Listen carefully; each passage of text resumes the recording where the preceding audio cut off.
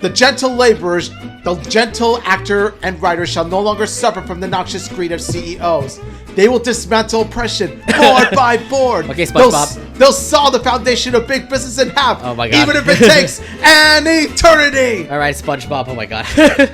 Like, this is definitely one of the best like live action shows based off an anime. Look at the other ones that have been, done before, and those ended up being like mid to like terrible. You mean mid to Death Note? Ew, Death Note, God. Why'd you bring that up? Yeah, and then the second character came out. Yeah, her. Let's go!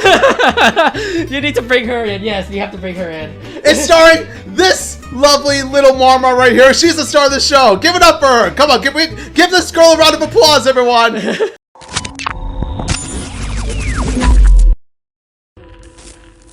Hello, everybody. Welcome again back to another episode of the Anination Podcast. My name is Nate, and Omid is on my right again. Hey, what is up, Anination lovers? I just want to say, hope y'all are having a fantastic time. And let me tell you, we got some pretty hot topics and a lot of fun animation stuff we would like to discuss with you tonight.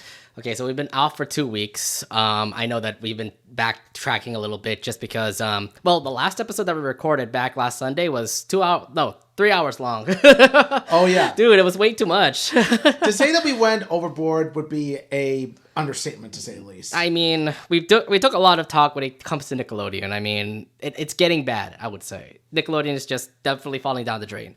Yeah, what can we say? It's more like we only putting up SpongeBob and Loud House. That's it. It's practically lying on its deathbed at this point. Yeah, which is unfortunate because like Nick has its way of going up, but again, we'll put the episode up later on YouTube so you can get to see more about it. But to say the least, it's just all bad. Yeah. Yeah. So you got your car back, right? I saw it out in the front. I saw it out in the front door. Yes, it did. So what happened was that thankfully I got my car back and it's in tip-top shape. So yay. It took you how long? Like 2-3 weeks since the repair shop and all? It took about 1 week total. Oh, okay. Just about like either 1 or 1.5 weeks. But yeah, needless to say, I'm back to driving myself to work. Like, I back to driving my own car, back to work and then going to work and then back. So yeah. Yeah. I mean, good for you that you got your car back. Yes. And also your parents are back home. So and that the water heater is working, so things are back to normal. So you're not showering over at the gyms anymore. So no, I'm showering here. So okay, good. So back to normal. Get back to normal. That's good. All right, so that's great that you're having a good week and all. Yeah, definitely. Yeah. Anything else you want to bring up since the last time we met? Yes. So the weekend has been really chill for me. Actually, first things first. So on Friday, I pretty much stopped by a CVS and I got the vaccinations. Yeah! Congrats on the fourth vaccine you have. It's the 5th COVID vaccine and second flu vaccine. Oh, okay. Because I only took so the second vaccine, then you have 2 boosters, right? It's the third booster, right? Yeah. Third booster. Okay. All right. Fourth COVID vaccine overall. Third COVID booster. Yeah, I'm getting so confused about what vaccines to use, but I know that there's another booster coming out. I haven't taken it yet, but you did. Now this is my flu vaccine shot arm, and over here is my COVID vaccine or / booster shot arm. So my thing is it safe to have both? Because usually, I don't know, I'm kind of scared of that. I would usually take the vaccine one day and then take the flu shot another week. Now, this isn't the first time that I had the COVID and flu vaccinations in the same day. I did so back in November 2022, and I remember the next day, the side effects I got were a temporary fever, which lasted for less than a day. However, this time around, this is my second time getting the COVID and flu vaccinations in one day. What really happened to me was that I got sore arms, but it comes with the territory. So it's usually they always come with sore arms, especially when you're getting a vaccine. So that's not surprising. That's a common thing. Yeah. So thankfully, the side effects were not bad at all. Okay, so that's good. I haven't gotten my third booster for the COVID vaccine. I need to get my flu shot eventually. I heard those are for free, so that's great. Yeah. The COVID vaccine is also free too, right? Oh yeah, you don't have to pay a single penny. Okay, so that's good. Because I don't have medical insurance right now. So but wait until I have my new job, and then we can get that situated. Yeah, it is best to have a medical insurance just in case. Yeah, exactly. That's what I'm saying. Like, it's best if I just get that medical insurance. But I don't have it yet. I still am currently on the working process of my new job in Meta. So yeah. And which we're all happy for. Yeah, Congrats to thank Nate you. in this new job. I did say that in the last episode. So thank you very much. Thank you. It bears worth repeating. What should we? I was actually thinking next time, one of these episodes, we'll have to change our drinks to drinks. Yeah, You want to try that? we could. I was thinking something like, let's see, if your football team loses, you take a beer bottle. You bring a beer bottle to the game. Oh dear Lord. I'm kind of hesitant to pretty much start it because let me tell you, based on what we did in our most recent game, my God, can we get a new head coach already? What was he thinking? Calling that stupid field goal call. Yeah, what was he thinking? but look, and I did put up in our chat that so I follow a YouTuber that talks about dumb decisions and stuff, and I put that video on our chat. Did you watch that, by the way? Yes, and I pretty much had the same reaction he did when I first saw it. It's just like, you what? You You should have went for it. I'm sorry. 4th and 4 on the 10-yard line, and you went for a field goal. It made no sense. Like, how do you come to that conclusion? How do you think, 4th and 4, chances are we may get a first down. You know what? Let's go for field goal. Josh McDumbass. What do you think? I'm not a Raider fan, thankfully, so I don't need to bring up all of that. Good, because the difference between you and me is that you still have your sanity during that day. Raiders lost. Good thing we didn't start the thing now, or else we would be getting like beers right now. Yeah, I don't know. Like, I'm sort of hesitant because let me tell you, like, Josh McDonald is gonna send me to a grave. Oh no! Look, it's just one beer bottle per week. I don't think it's gonna kill you or anything. No, but like, watch. It's gonna be like. It's coming up to a point where it's like the more we talk about it, the more I'm gonna need more drinks. So it's like, Hopefully not. Fingers crossed. Hopefully Raiders can actually get a comeback or something. Okay. Meanwhile, Niners are doing pretty well. 3-0. You guys. Undefeated 3-0. I'm loving it. Yes, undefeated 3-0. I envy you. Oh my God. You know what? Yeah, drunk match would be really nice to have. It'd be funny if both our teams loses and we just get drinks and we just talk random crap. All right. Well, good. Your weekend is fine except the Raiders losing. Yeah. My weekend was actually pretty cool. I was hanging out with a friend. Her birthday was actually last Sunday. We went to this udon spot in San Jose. You know that udon spot in San Francisco? They actually have a spot in San Jose now. So that udon place is really good, by the way. Nice, and it's pretty cool. And it's weird because like it's really unoccupied for some reason. Like there's not a lot of people going in. So like, okay, cool. We'll get some udon for like without any reservation or anything like that. And then we went to Mitsuwa, we went to Kinokuniya, got some manga, got some, Japanese foods for, my house and everything. But that was pretty much how my weekend is. Nice. Yeah. And actually, speaking of hanging out with friends, I hung out with my friends too. Like my best friend from college named Dan came over to spend time with me at the house. How has he been? Because like I know he moved out from the Bay Area now. He's down in SoCal or something. No. He's at Atwater, which is in Merced County. He's been there for a while. That's the Central Valley, which is still far away from the Bay Area. It's still far away, but So my friend Dan came over and we pretty much chilled in my room the whole day, and then.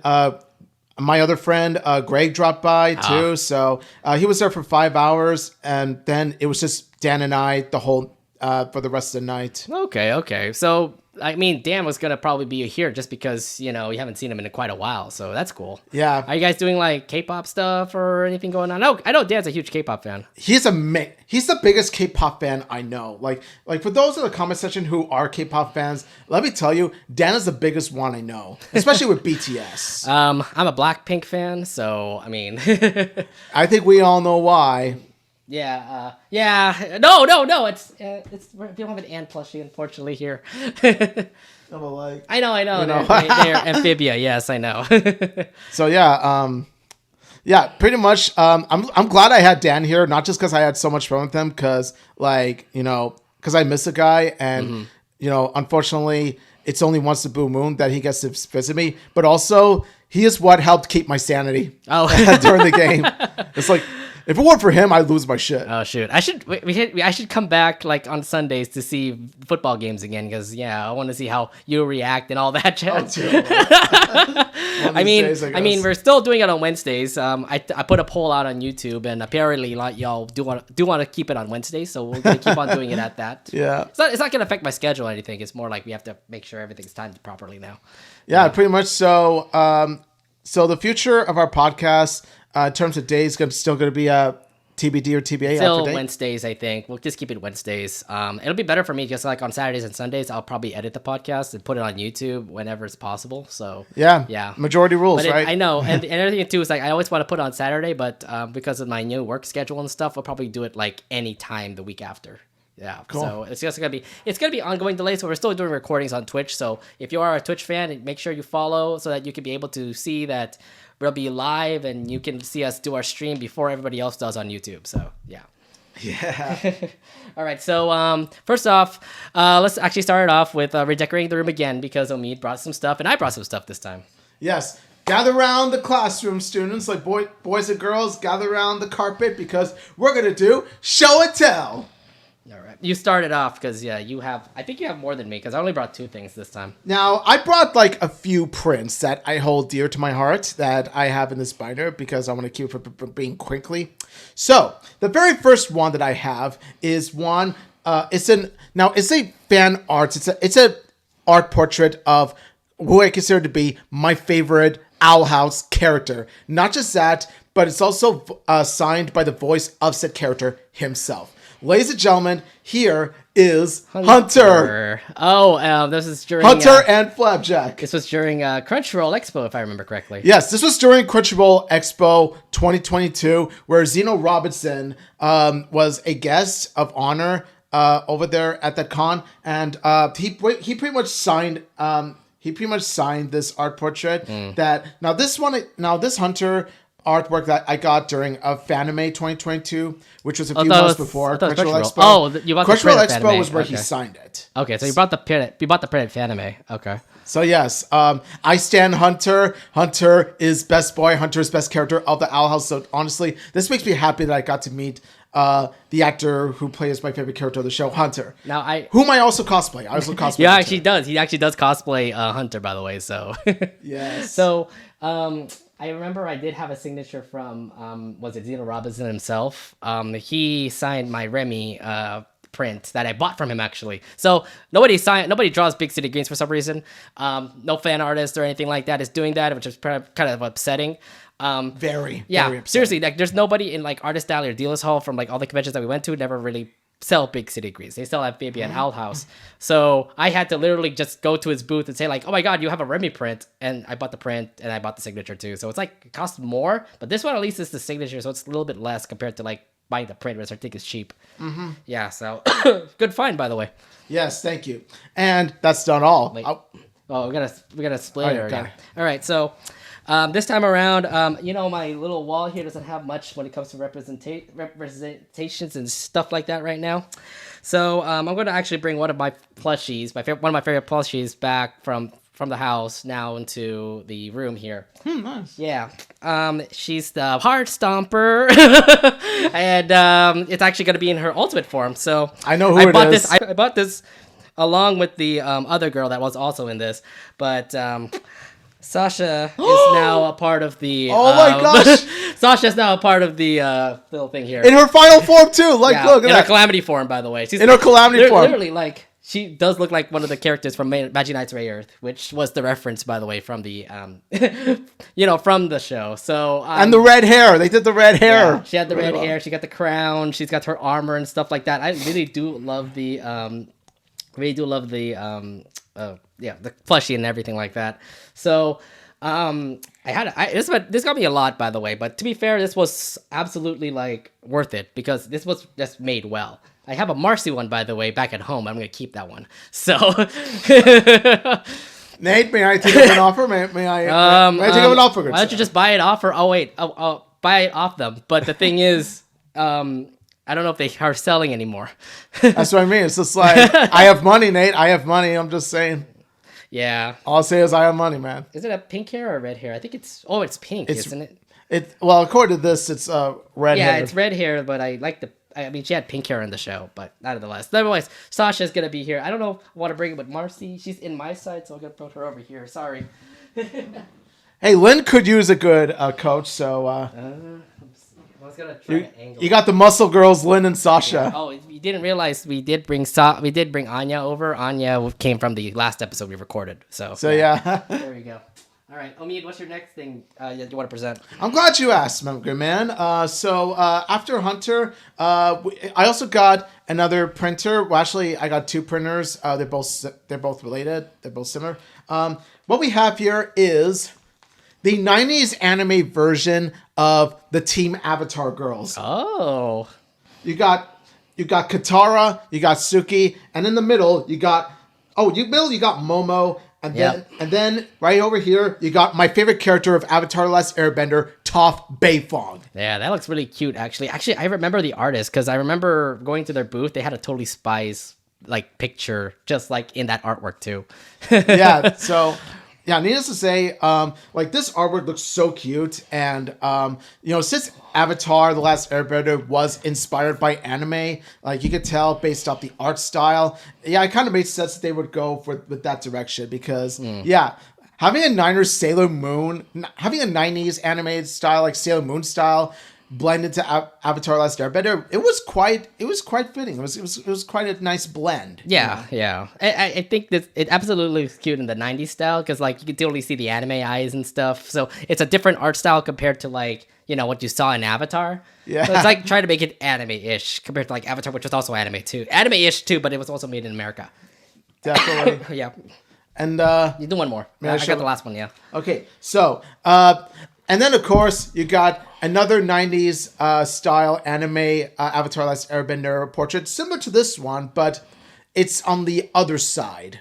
And that is Ozai's Angels. Oh. It's Ozai's Angels, where you got Azula, Mei, and Ty Lee.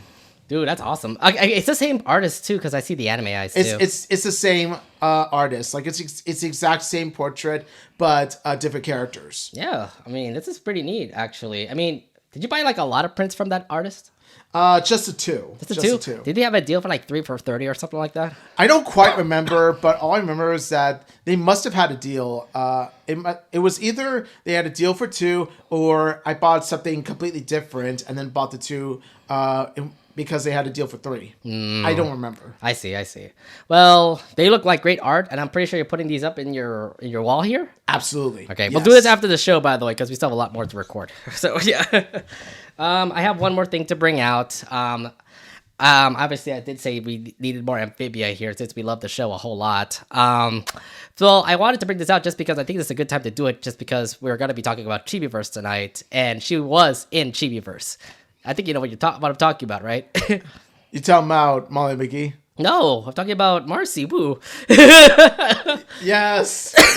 Sorry. I already have Marcy. I know, That's but I wanted to bring the little small version out for Marcy. She's in her frog outfit, by the way. She's so cute, right? Yes. Yeah, she is the main star of a certain Chibi Verse episode we're going to talk about that aired recently. Yeah. So I really love this thing. I have 2 versions of these, by the way. So I have this. I have another one over at home. This one is a B version, not that great. I'll do you one better. I have 3 versions of Marcy. What? Oh my god! Wait, 3 of these? I have no. I have this Marcy, that Marcy, and the Darcy. Oh, ew. Why would you want to buy a cockroach?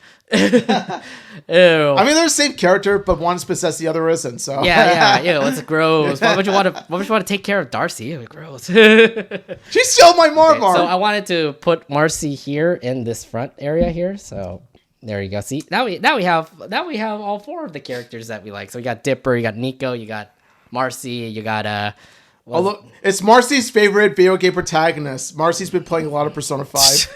I guess. Yeah. She relates to Futaba. Okay.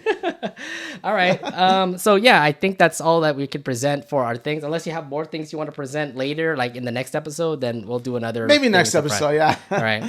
So let's actually start this off. Start this episode off with what's been happening in animation, but we're actually going to start it off with the WGA. The Writers Guild Association has pretty much, ended the strike. Tentative agreements have been reached, and it seems like everything's going back to normal when it comes to the Writers Guild. Not the Screen Actors Guild. The SAG-AFTRA thing is still going on, but there are negotiations happening later on this week, which will probably end that strike too.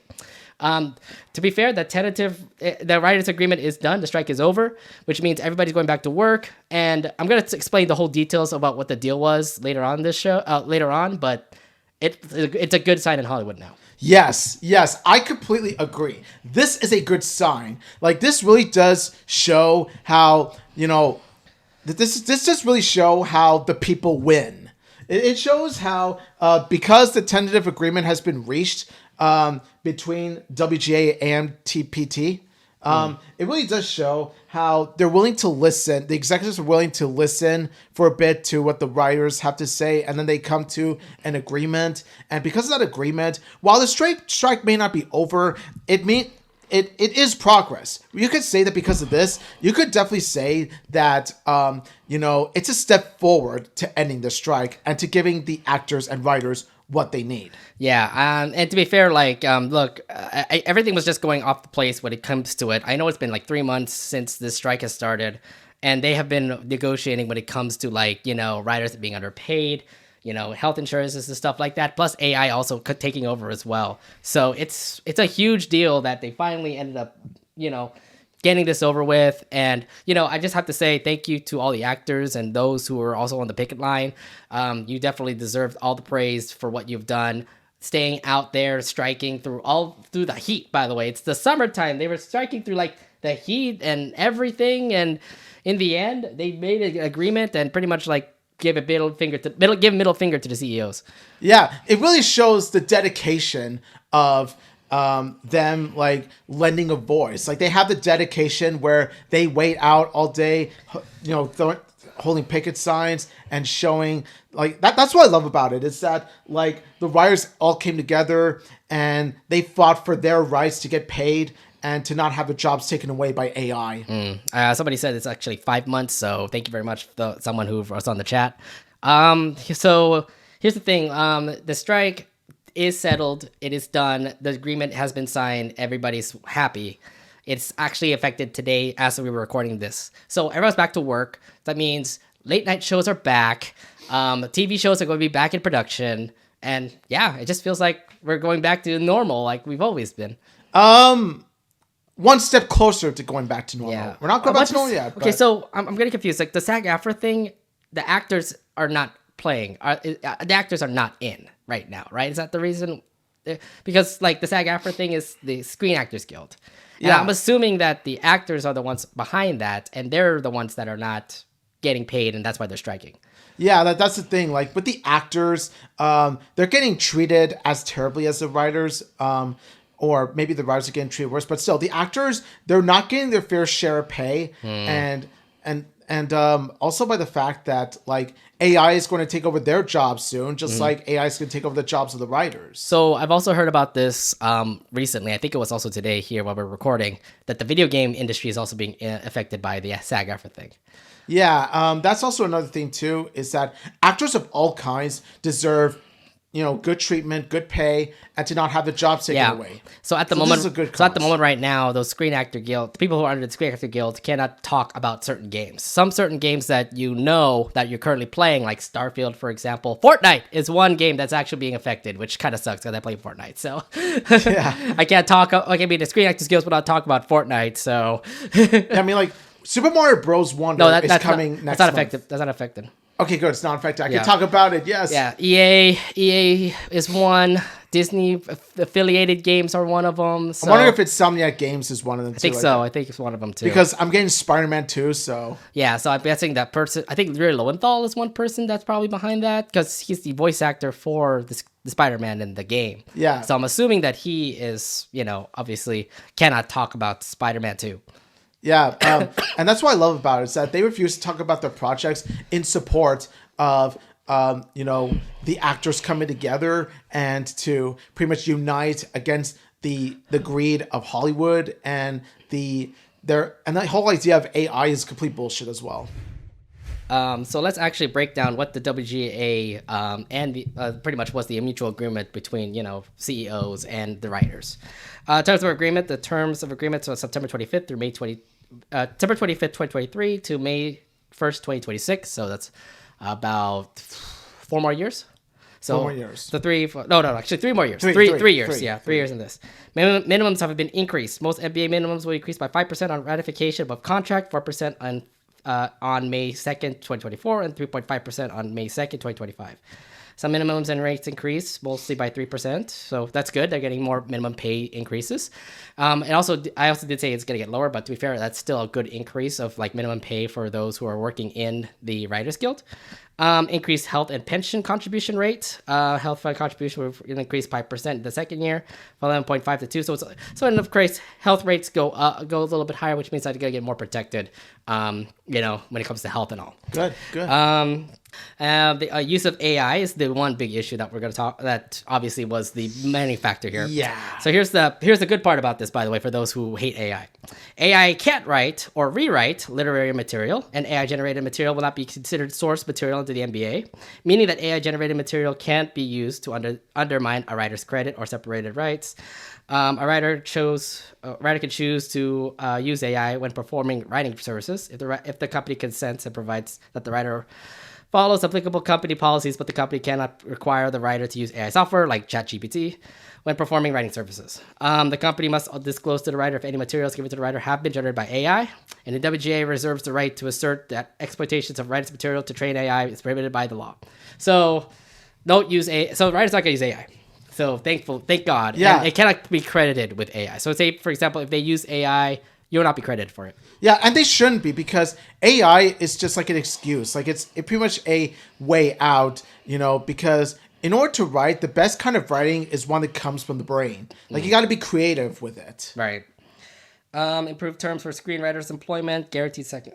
There's a lot of more things. Improved terms and high budget subscription video on demand. So increased foreign streaming visuals. Streaming data service. It's a lot of things, by the way.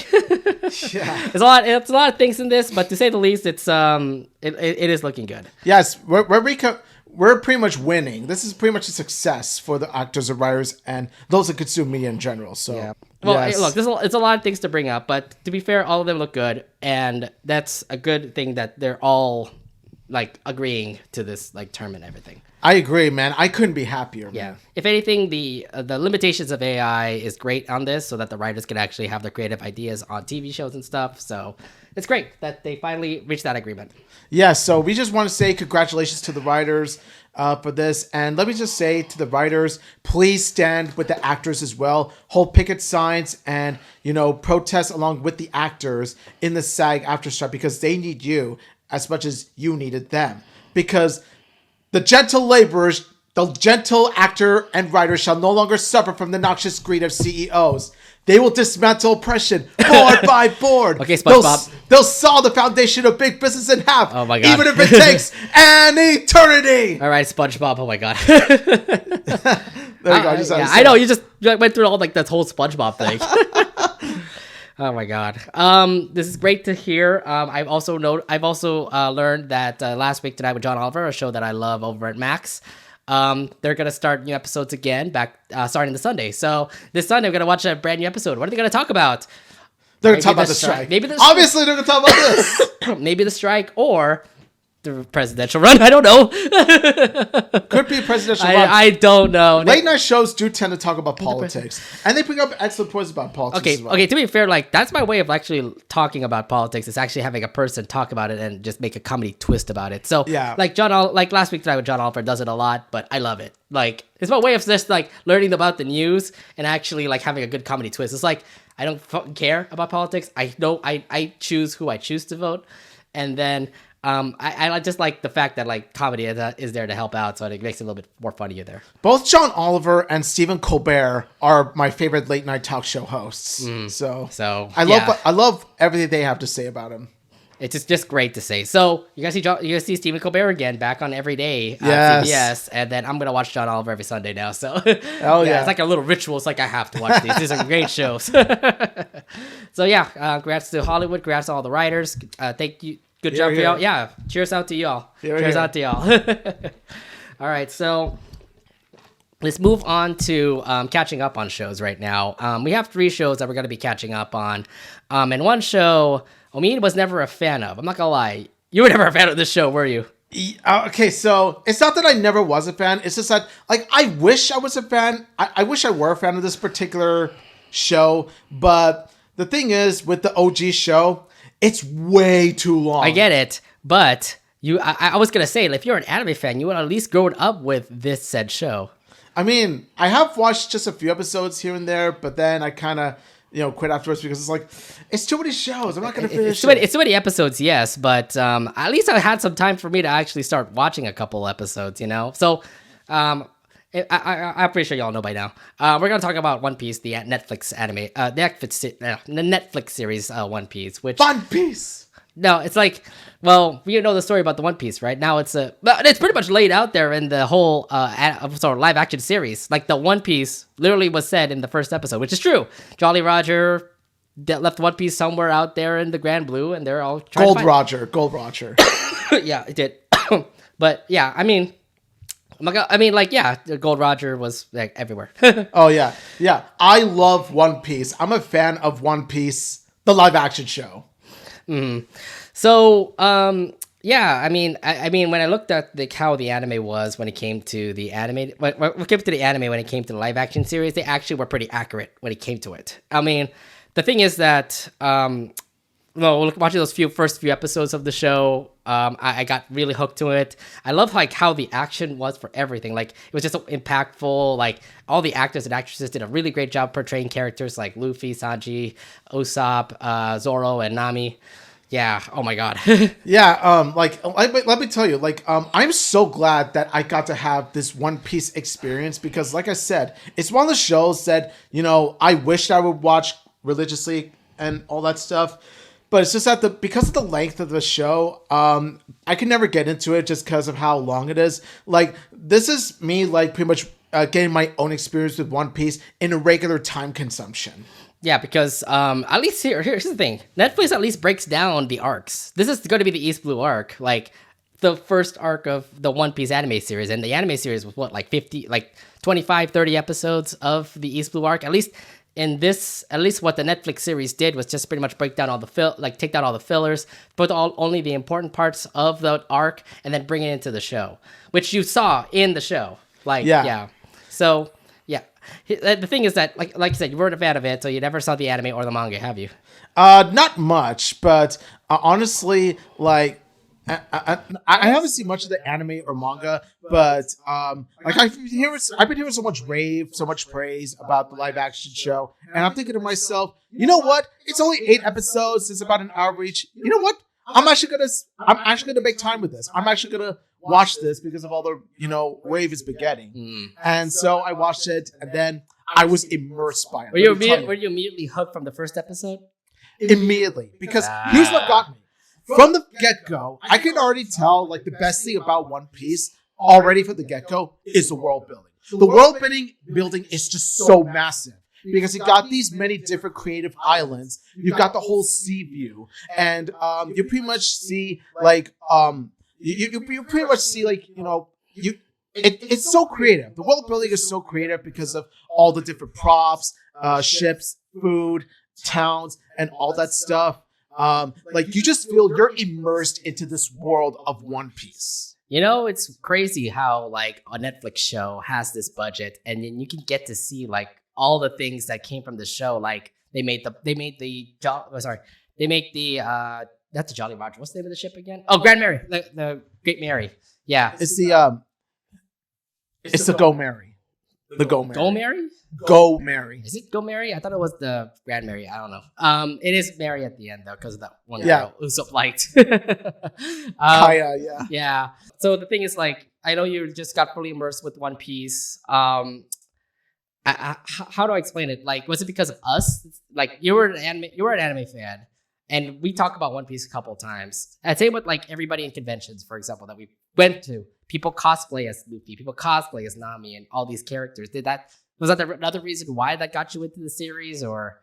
Not really, because if it were the case, I would have watched it. I would have watched the anime long ago. But yeah, it's pretty much. I could see like back then. I was like, yeah, I could see the hype. I could definitely see why it's so praised and all that stuff. You know, because like it is a fun show about pirates. It's an excessively long show about pirates, but still it's a fun show about pirates regardless.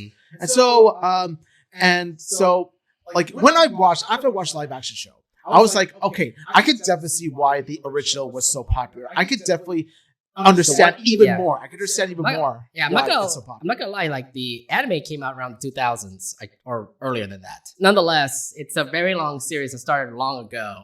And if you look back at the anime back then, you can see like it's a little bit choppy. It's kind of like like the animation's not that great, but it did show like how the story was, like how Zoro became like an amazing swordsman, and how they got Sanji, and how Sanji loves Nami.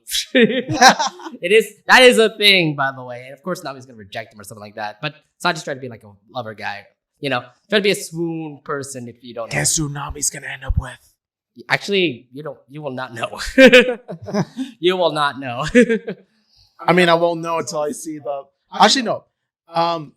A bit of a spoiler at the end, which I'm going to say later, but I won't know until I watch the live action show. Yeah, I mean, yeah. What else is there? There was a lot of surprises that came up for the anime as well. Did you not expect Garp to be Luffy's granddad? I actually did. Like, no, yeah. They pretty much pulled a Empire Strikes Back in the middle of the show where it's like Garp is like, Luffy, I am your grandpa. I was expecting Luffy to be like, no, that's impossible. Monkey D. Garp. That is actually his full name, by the way. So, like, yeah. You hear Monkey D. Luffy everywhere, but Monkey D. Garp also is... Like, when they did the reveal, it gave me Empire Strikes Back vibes. It's not his dad, though. It's his grandpa, but... It's still, like when you see, like, an opponent, like an antagonist, reveal their family bloodline, their family, you know... their familial bloodline to the protagonist. It gave me that feeling. I see. No, it makes sense. But I mean, man, just that big surprise. It's like it's like in the middle of the series where you get to see like Luffy about to be attacked by a marine, and then he sees Garp and he sees that it's his granddad, and it's like what a twist. Look at the squad too. Like the whole crew was like, did he not tell you that it's his grandpa? Yeah, man. That was the surprising part, which to be fair was also in the anime. And just like with that movie, this show did it extremely well with the twist because it was well built up, and then when it's revealed that Garp is Luffy's, you know, grandfather, you know, it's more like, okay, the plot thickens. And that's what I love about One Piece, that they execute the story and characters very well. Like, the story is, not only is it fun, but it's very well paced, it's very well layered, and the plot really does thicken with its twists and turns. Yeah. And also the characters are very well developed. Like each of them have their own backstory, each of them have their own motivation, each of them have their own dreams. Yeah. Most of which are being inspired by Luffy to follow their dreams, because Luffy's following his dreams. Yeah, and Luffy's just trying to be the king of the pirates, and he's doing a really good job on that. I mean, it's weird because you first see him on a boat just by himself with a pelican, and then he meets up with Zoro and Nami, and it's like, be part of my crew. Then they say no, but he has to be part of his crew so they can escape from the Marines. And I really love Luffy as a character. He's just really lovable. He's so driven. Yeah, he has that drive to follow the dream of going to the Grand Line and to become king of the pirates. And he works so hard at it, like legitimately works so hard at it. And like pretty much and they treat his crew like, you know, they're not just his crew, they're his family in a sense. Yeah. I mean, overall, the crew that Luffy has is just 5 people, including himself, as you see from that. And they're all creative. I'm not gonna lie. Everybody in One Piece, the live action, has been casted perfectly. I'm not gonna lie. Like, they had Kobe, they had Garp, they had what was it? Usopp. Usopp, yeah. Usopp. Zoro. They had Buggy. They had our the badass swordsman Zoro himself. Yeah, Zoro. Yeah, dude. Have you seen like all of the videos behind? Sorry. Have you seen all the videos behind like the behind the scenes and stuff like that? There's a lot of videos on YouTube, like having the cast doing some random stuff and all that. Oh, I actually haven't. I should probably take a look at it. Yeah, you should probably check it out. it definitely is worth seeing, considering that the whole crew has been in like so many other like popular things happening right now. So yeah. Buggy the Clown. Oh, Arlong is definitely the main. Well, he was the main villain of this whole One Piece live action right now. Yeah. FYI, remember that these white pirates, they are there for they're gonna be there for a while. So you're gonna see them again. I mean, you get to see Buggy, you get to see Arlong, you get to see Garp again. Yeah, there's gonna be more stories coming along, considering that it is true that we're gonna have a second season for One Piece, which is gonna go into the next arc. And I can't wait to see other characters pop up. I mean, I can't wait to see how they deal with Chopper, because he's next, by the way. Yeah, I'm wondering how they're gonna handle the look of Chopper. Yeah, because I was saying something CGI. Somebody said prosthetics is another possible chance that they use, or maybe having a puppet, like a Muppet or something like that. Yeah, whatever they do with Chopper, they gotta make him look good. Yeah, they gotta do something, because the thing is that Netflix doesn't have a big budget. It's not like Sonic the Hedgehog budget, but they'll do whatever it takes to get Chopper into the show. Nico Robin is one character that I can't wait for. She's hot, by the way. One of my favorite characters, okay? All the One Piece fans simp for Nico Robin. People simp for Nami when she's older, FYI, so. Oh, and also, Buggy the Clown is my favorite One Piece antagonist so far. Well, okay, I find it funny, because like when you first see him, he ate the devil fruit. He ate the chop fruit, and you can see him all in pieces and stuff like that. He gets defeated by Luffy, and then like he gets like, get blackmailed by Arlong or something. Hey, Nate. If they ever made a spin-off show starring Buggy the Clown, you know what they call it? All Pieces. Oh my god. Oh my god. All Pieces. No. So here's the thing. Like, this is definitely one of the best like live action shows based off an anime. Look at the other ones that have been, done before, and those ended up being like mid to like terrible. You mean mid to Death Note? Ew, Death Note, God. Why'd you bring that up? I had to bring it up because, let's be honest. Like, terrible is too nice of a word for that. You gotta have something that's much worse than terrible. And worse than terrible is the live-action Netflix movie of Death Note. Yeah, I thought Dragon Ball Evolution would be, like, that bad, too. They're all bad. That's up there. I was saying, they're all bad. Cowboy Bebop was also bad. I mean... Writing wise, I didn't even see it. I'm just like, I just heard a lot of bad things about Cowboy Bebop being all bad. It's weird because like they have the creator of Cowboy Bebop making the show as well. Yeah, it's like Shinichiro Watanabe. What are you doing? I think something happened when they were twisting up like how they made it and stuff like that. Still though, Watanabe got to take charge. It's his show. This is Watanabe's show, and I don't know if like the people who were writing it were like doing a terrible job with it, but they did. Yeah, it was just not good. At least for One Piece, they did have the creator come by. Did you see the video? Oh, by the way, did you see the video where you get to see like the actor of Luffy actually meet up with Oda?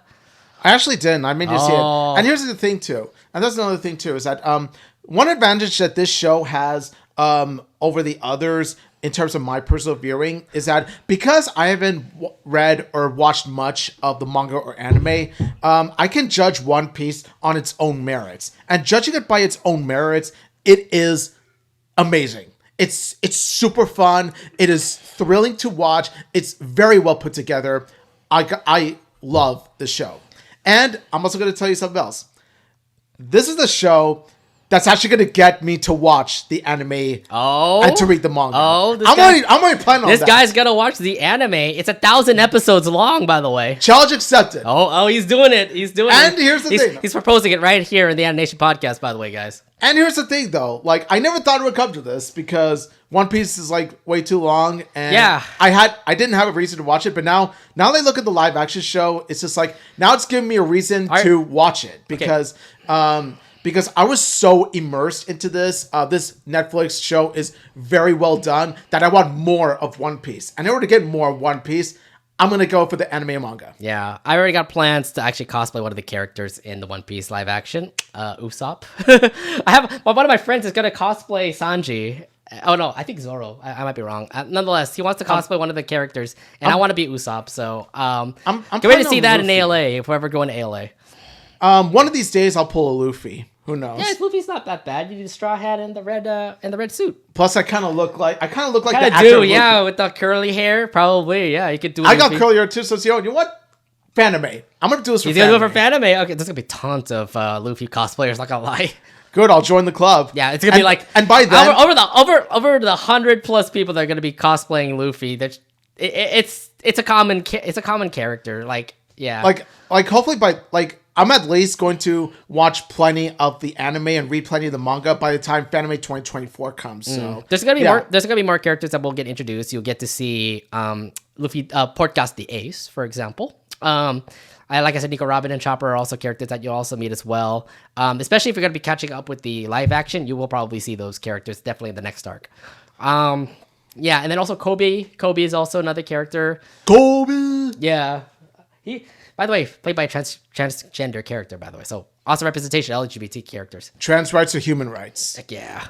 I don't see myself watching the anime anytime soon. Plus, the fact is that I'm actually currently at the Water 7 arc, so that's pretty far away.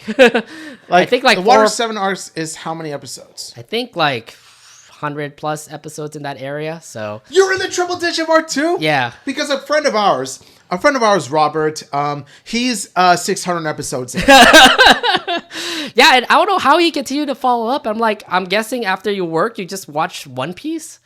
Oh, and also, an online friend of ours named Weave is the biggest One Piece fan that I know. He's a huge fan. Oh my god, he's the biggest fan I know because he's already like. Is he like? What was his favorite character again? Shanks or? Luffy, I think. Really? I thought it was like somebody else. Either Luffy or Shanks. I could be wrong, but yeah, Weave, he's already up to date on the One Piece anime. Like, he's like a One Piece stan. Yeah, and we love him. Also, my friend Jerry, she's also into One Piece. She actually did marathon it, but then she actually stopped. So I think she's not in the part where it's already 1,000+ episodes, but she did catch up, which is great to say. Mm-hmm. So yeah, I know that it seems like a lot. And yeah, it is a lot of episodes, but there are actually guides and articles that do pretty much help you pace yourself. Although to be fair, like the filler episodes that happen in One Piece are funny to watch. I mean, they're not part of the story, but they are funny to watch. It could be a waste of your time, but go back to it and then watch it. You know what? I'm actually going to save those filler episodes for last after I watch all the story-driven ones. Mm-hmm. As for the filler episodes, they're only like whenever I'm in the mood to kill time. Yeah, just like do whatever you can to like catch up with the anime. It's going to be a long series for you. Yeah, it is. But yeah, just like with Luffy and his crew, I'm going to enjoy the voyage. Yeah. Anything else you want to bring up from this? I'm going to say this. The actors and actresses, come on, man. They are definitely amazing. I'm going to give props out to them. Yes. Yes. Each and every one of them do a fantastic job with the roles. Do you have a favorite character already? Yes, I kind of do. I do have a few that stand out. Luffy, of course, is such a lovable protagonist. I love his free spirit. Zoro is a fucking badass. Yeah, God. Especially with the multiple swords. Like Zoro is such a badass one of the best swordsmen I've ever seen in media. He's that great. Of course, I have a crush on Nami. Like I'm really. Oh, you really like Nami? Oh god, no. Wait until you meet the other characters. There are a lot of other characters that are gonna be there. Will Nico Robin steal my heart like for Nami away from me? Yes. Who knows? Yes. The answer is there are a lot of other characters too. You've got Vivi coming in. You've got Boa Hancock. Yeah, that's what I'm saying. Who knows? Maybe Nico Robin could be my new favorite One Piece waifu. Who knows? But at the moment, yeah, I'm really crushing on Nami, and yeah, of course, and of course, like I mentioned before, but I love Buggy the Clown. Ooh, Buggy's just amazing. Look, I think the actor who portrayed Buggy definitely needed like a pay raise or something because he did an amazing like antagonist with Buggy. Buggy the Clown is essentially what would happen if the Joker became a pirate. Pretty much. He's kind of crazy too, but like I did like the fact that like he ended up being like held for ransom, but then even if his like head got back in his body, he ran away. I'm like, yeah, you're a villain. You expect a pirate to be like that. Yeah, and of course, like I love the other crewmates too, like Sanji and Usopp. Yeah, they were fun to watch. Like Sanji with his swag and his cooking, like that would make Gordon Ramsay blush. And then you got Usopp who is really well developed, and he's got that confidence, Yeah. to be the captain, and his slingshot was really cool. Yeah. And of course, I love his friendship with Kaya. Mm-hmm. But yeah, my overall top favorites are, like I said before, Luffy, Zoro, Nami, and Buggy. Yeah, I'm loving like every character there. I like Kobe. I like Kobe just because Kobe, he's just a person who's like right there being a cadet and also being trustworthy to Luffy, for example. Like, yeah. Luffy definitely, the actor portrayed him really well. He made me love Luffy a whole lot. So he's just a very cunning person. He's young. He's supposed to be a young captain, and he's acting like that. He wants to like save his friends and things like that, which is pretty awesome. And yeah, I have to say, like, everybody there is just amazing. I can't say much. I can't say much. Everybody's amazing. I honestly can't think of a single bad performance in this show. The show is that stellar. Like it has a wide cast of well performing actors. Yeah. So I have to say this. When it comes to live action remakes of anime now that One Piece have set the standard, are we gonna expect more live action remakes being like this good, or who knows, right? I mean, I don't know. Who knows? Yeah, who knows what the future will hold? Like, honestly, because of One Piece, I'm more open-minded towards Netflix adaptations of anime. I remember your thoughts about that before, and you're like, oh, I hate it. Oh, it's going to be bad. That kind of thing. Not just anime, but also Netflix live-action adaptations of animated shows as well, like Avatar: The Last Airbender.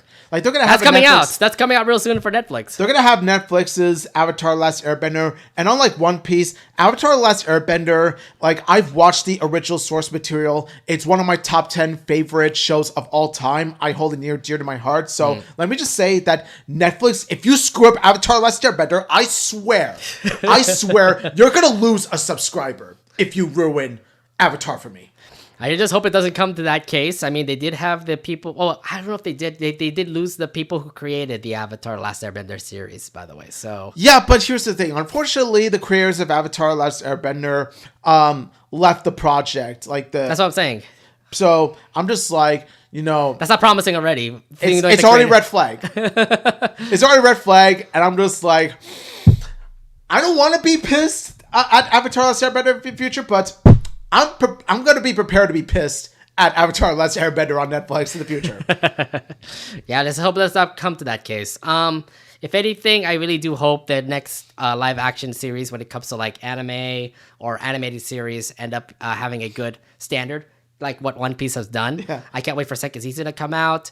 It definitely looks to be a promising live action series that I can't wait for. I'm in for the ride. Definitely becoming a bigger One Piece fan than I was before. So yeah, we're going along the ride in the Go Mary ship. Yes. Oh my God. Like I said, great job, One Piece. Awesome. All right, let's stop talking about that. One Piece.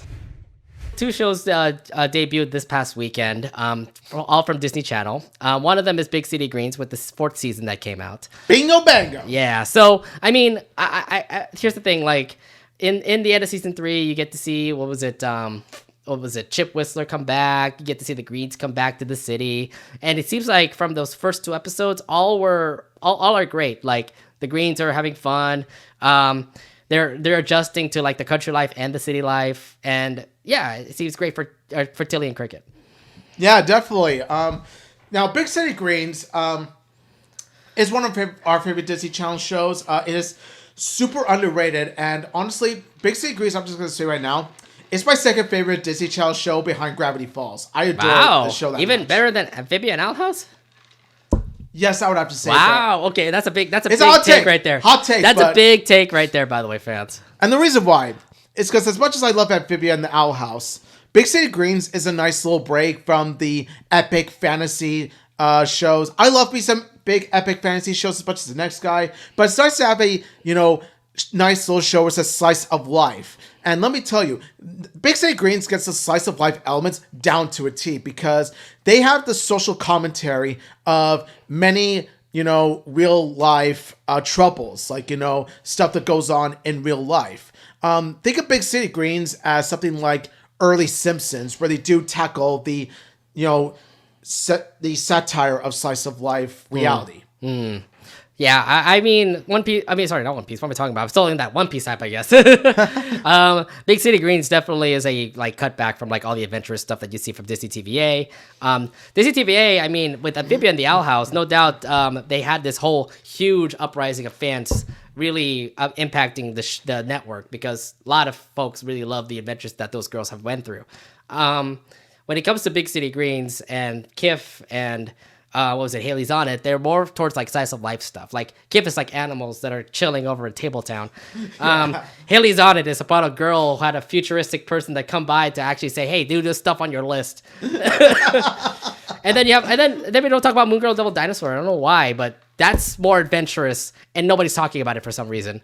I think maybe it's because it's going to take more time to make the fan base grow. Like, give it like, more time. Look, guys. Look, Amphibia, look. Deal with it, guys. Amphibia, Owl House, God.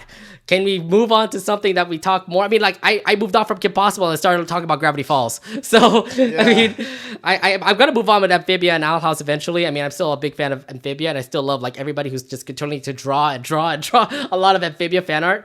And I definitely would be like a big fan of Big City Greens. I'm definitely a big fan of Big City Greens right now, and I'm a huge fan of Moon Girl Devil Dinosaur.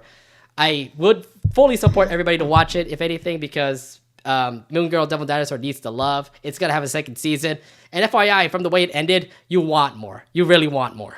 Yeah, man, it's one of those shows where it's just like gotta have more. You know? Yeah. Did you finish Moon Girl Devil Dinosaur? I haven't finished. Oh my god! How many times have I told you? I thought you were already done. Yeah. But it turns out that I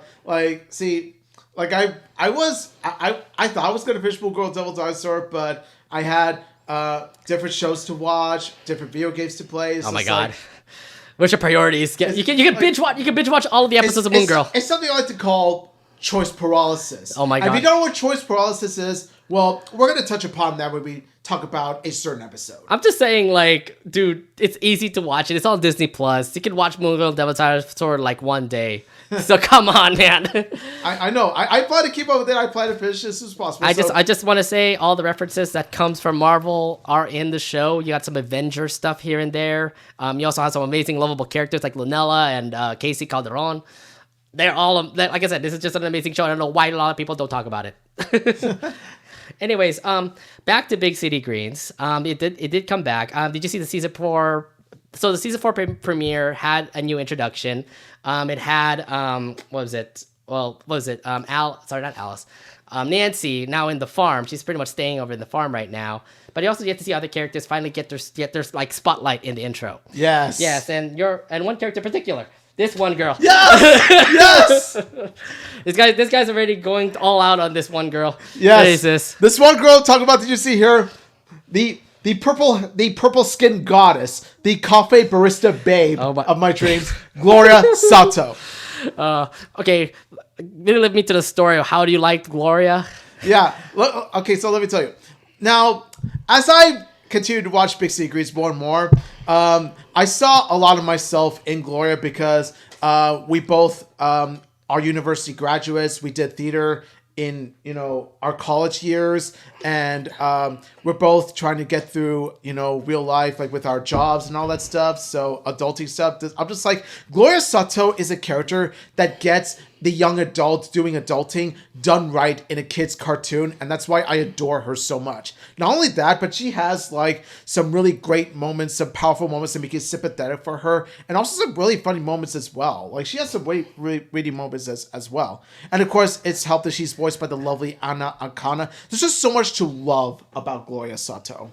Yeah, Anna Akana, who voiced Sasha Wainwright, by the way. Yeah. So yeah, needless to say, ladies and gentlemen, meet my beautiful wife, Gloria. And yes... Why would you say my beautiful wife, Gloria. And yes, I'm a married man. I'm going to say right now, I'm a married man. Dude, I'm married to Gloria. Who the hell am I talking to? How old is she? I don't know. The best thing about it is that she's in her 20s. She's like early to mid 20s. So we're both adults. He has an obsession with this Gloria girl. Okay, yes. She's a secondary character to the show, by the way. So She's not that important. She deserves, like, she's important to me. Like, she deserves to be more important to the show. Not only that, she should also get a spin-off, because I could see a spin-off totally work, and not just because of my love for her, but I could see her spin-off legitimately work, because you could have her like going through life as a cafe barista, and her getting to meet her family, her old friends at college. You could definitely make a series about this beautiful woman. I think you can, you can do that, just because, you don't need to be all about the Greens. The Gloria and the Greens Cafe show could also be a thing, But, I don't find the appeal of her, but anyways. Nate, what?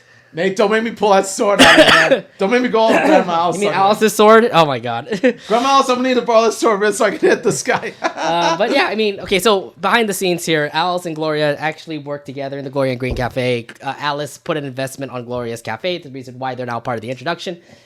Still, she's a secondary character. I still say she's a secondary character right now. But she's a secondary character with one of the bigger roles. Like, she's one of the bigger secondary characters, thankfully. I mean, even in the intro, you also get to see Remy and Vasquez, and I'm like, they're secondary characters too. And I'm like, are they now part of the main cast? Because the main cast actually has Remy in the intro, so it's like, okay, well, I'm assuming now he's about to be part of the main cast. I don't know. I feel like it's secondary. I feel like he's still a secondary character. So yeah, it's just you got Remy and Vasquez together. By the way, Remy is also voiced by Zena Robinson, who I met at Crunchyroll Expo. Dude, it's so different compared to what Remy is to Hunter. Hunter's much deeper compared to Remy, who's very high pitched. And that's why I love Zeno. He has that range that he has. He's a very great voice actor. Yes, he's a great voice actor because he has that wide voice range. Yeah, and it worked out for them. So yeah. Besides that, the Greens are the one special person tier. I got pictures of Nancy now working the farm. Remember, the Greens are now back in the city. Nancy's back in the farm. If anything, it just tells you how the setting is going to be for Big City Greens. Season 4 started off with only 2 episodes. One of them visiting a truck stop, and the other one where Tilly makes a jingle. Yeah. So we'll move over to, well, like I said, they pretty much now live a country life and a city life. So yeah, I like the fact that this time around it's them, between the country and the city, they get to live the life of both the big country and the big city. So you might as well call it the big city country greens. Yeah. This big city country greens? Big city country greens, yeah, we can call it like that. Let's go with that, the big city country greens. Yeah. Oh, and also they're watching Veggie Slice. No, it's Fruit Ninja. It's Fruit Ninja. What are you talking about, Veggie Slice? It's Fruit Ninja. I'm going to say Fruit Ninja, but they got me by the veggie title. And they're playing VR stuff too. Oh my god, it's just haunting because it's going to be what I'm going to be working on soon. By the way, guess which lifestyle is which? They can see it, that is. So let's talk about the episode where they went to get a snack over at the the truck stop. The episode was actually pretty funny. It's a good way to start it off. Tells how the Greens are really funny and stuff. Cricket and Tilly finding just whatever snack they were gonna find. There was a lot of snacks, by the way, at truck stops, and it kind of reminds me of our time we went to Truck Stop Con, for example. Yeah, honestly, they got the Truck Stop Con lifestyle down to a T, because let me tell you, when they go to this truck stop place, it is massive. It's like a supermarket. Did you remember the one time we went to Truck Stop Con ourselves? We went to get a lot of food. We went to the back, played some crane games. There's a showers over there. There's a movie theater in there. Yeah, let me tell you, they didn't show a lot. They didn't show a lot, but they did have the arcades. They did have food, snack places, and stuff. So, I don't think it's the truck stop car we went to, but they you know how truck stops are. They're just there just to help the truckers out, and also I understand how truckers are. They drive around the country and everything. They had to take showers and stuff here and there. It's just if you've never been to a truck stop, please do, because it actually is a fun place to explore and all. Oh yeah, truck stop is it's heaven, because it's heaven for your road trip for sure. Yeah. Especially the snacks. The snacks, they really get down to a T. Yeah. Of course, you got you got Cricket and Tilly. When they go to this truck stop place, they pretty much have different ways of trying to choose the snacks. You got Cricket, who pretty much just wants to pick a snack, any sort of random snack and just be on their way. Tilly, however, has a much more careful approach. Tilly takes a long while to decide which snack to get, and let me tell you, I can relate to Tilly because I have trouble deciding what to buy. So I can relate to Tilly in a way. Yeah, I mean, Tilly just tried to figure out like what's the right perfect snack, and thankfully, like when they actually all settled down, the fact that like they fought for a $5 bill and they actually shredded the $5 bill.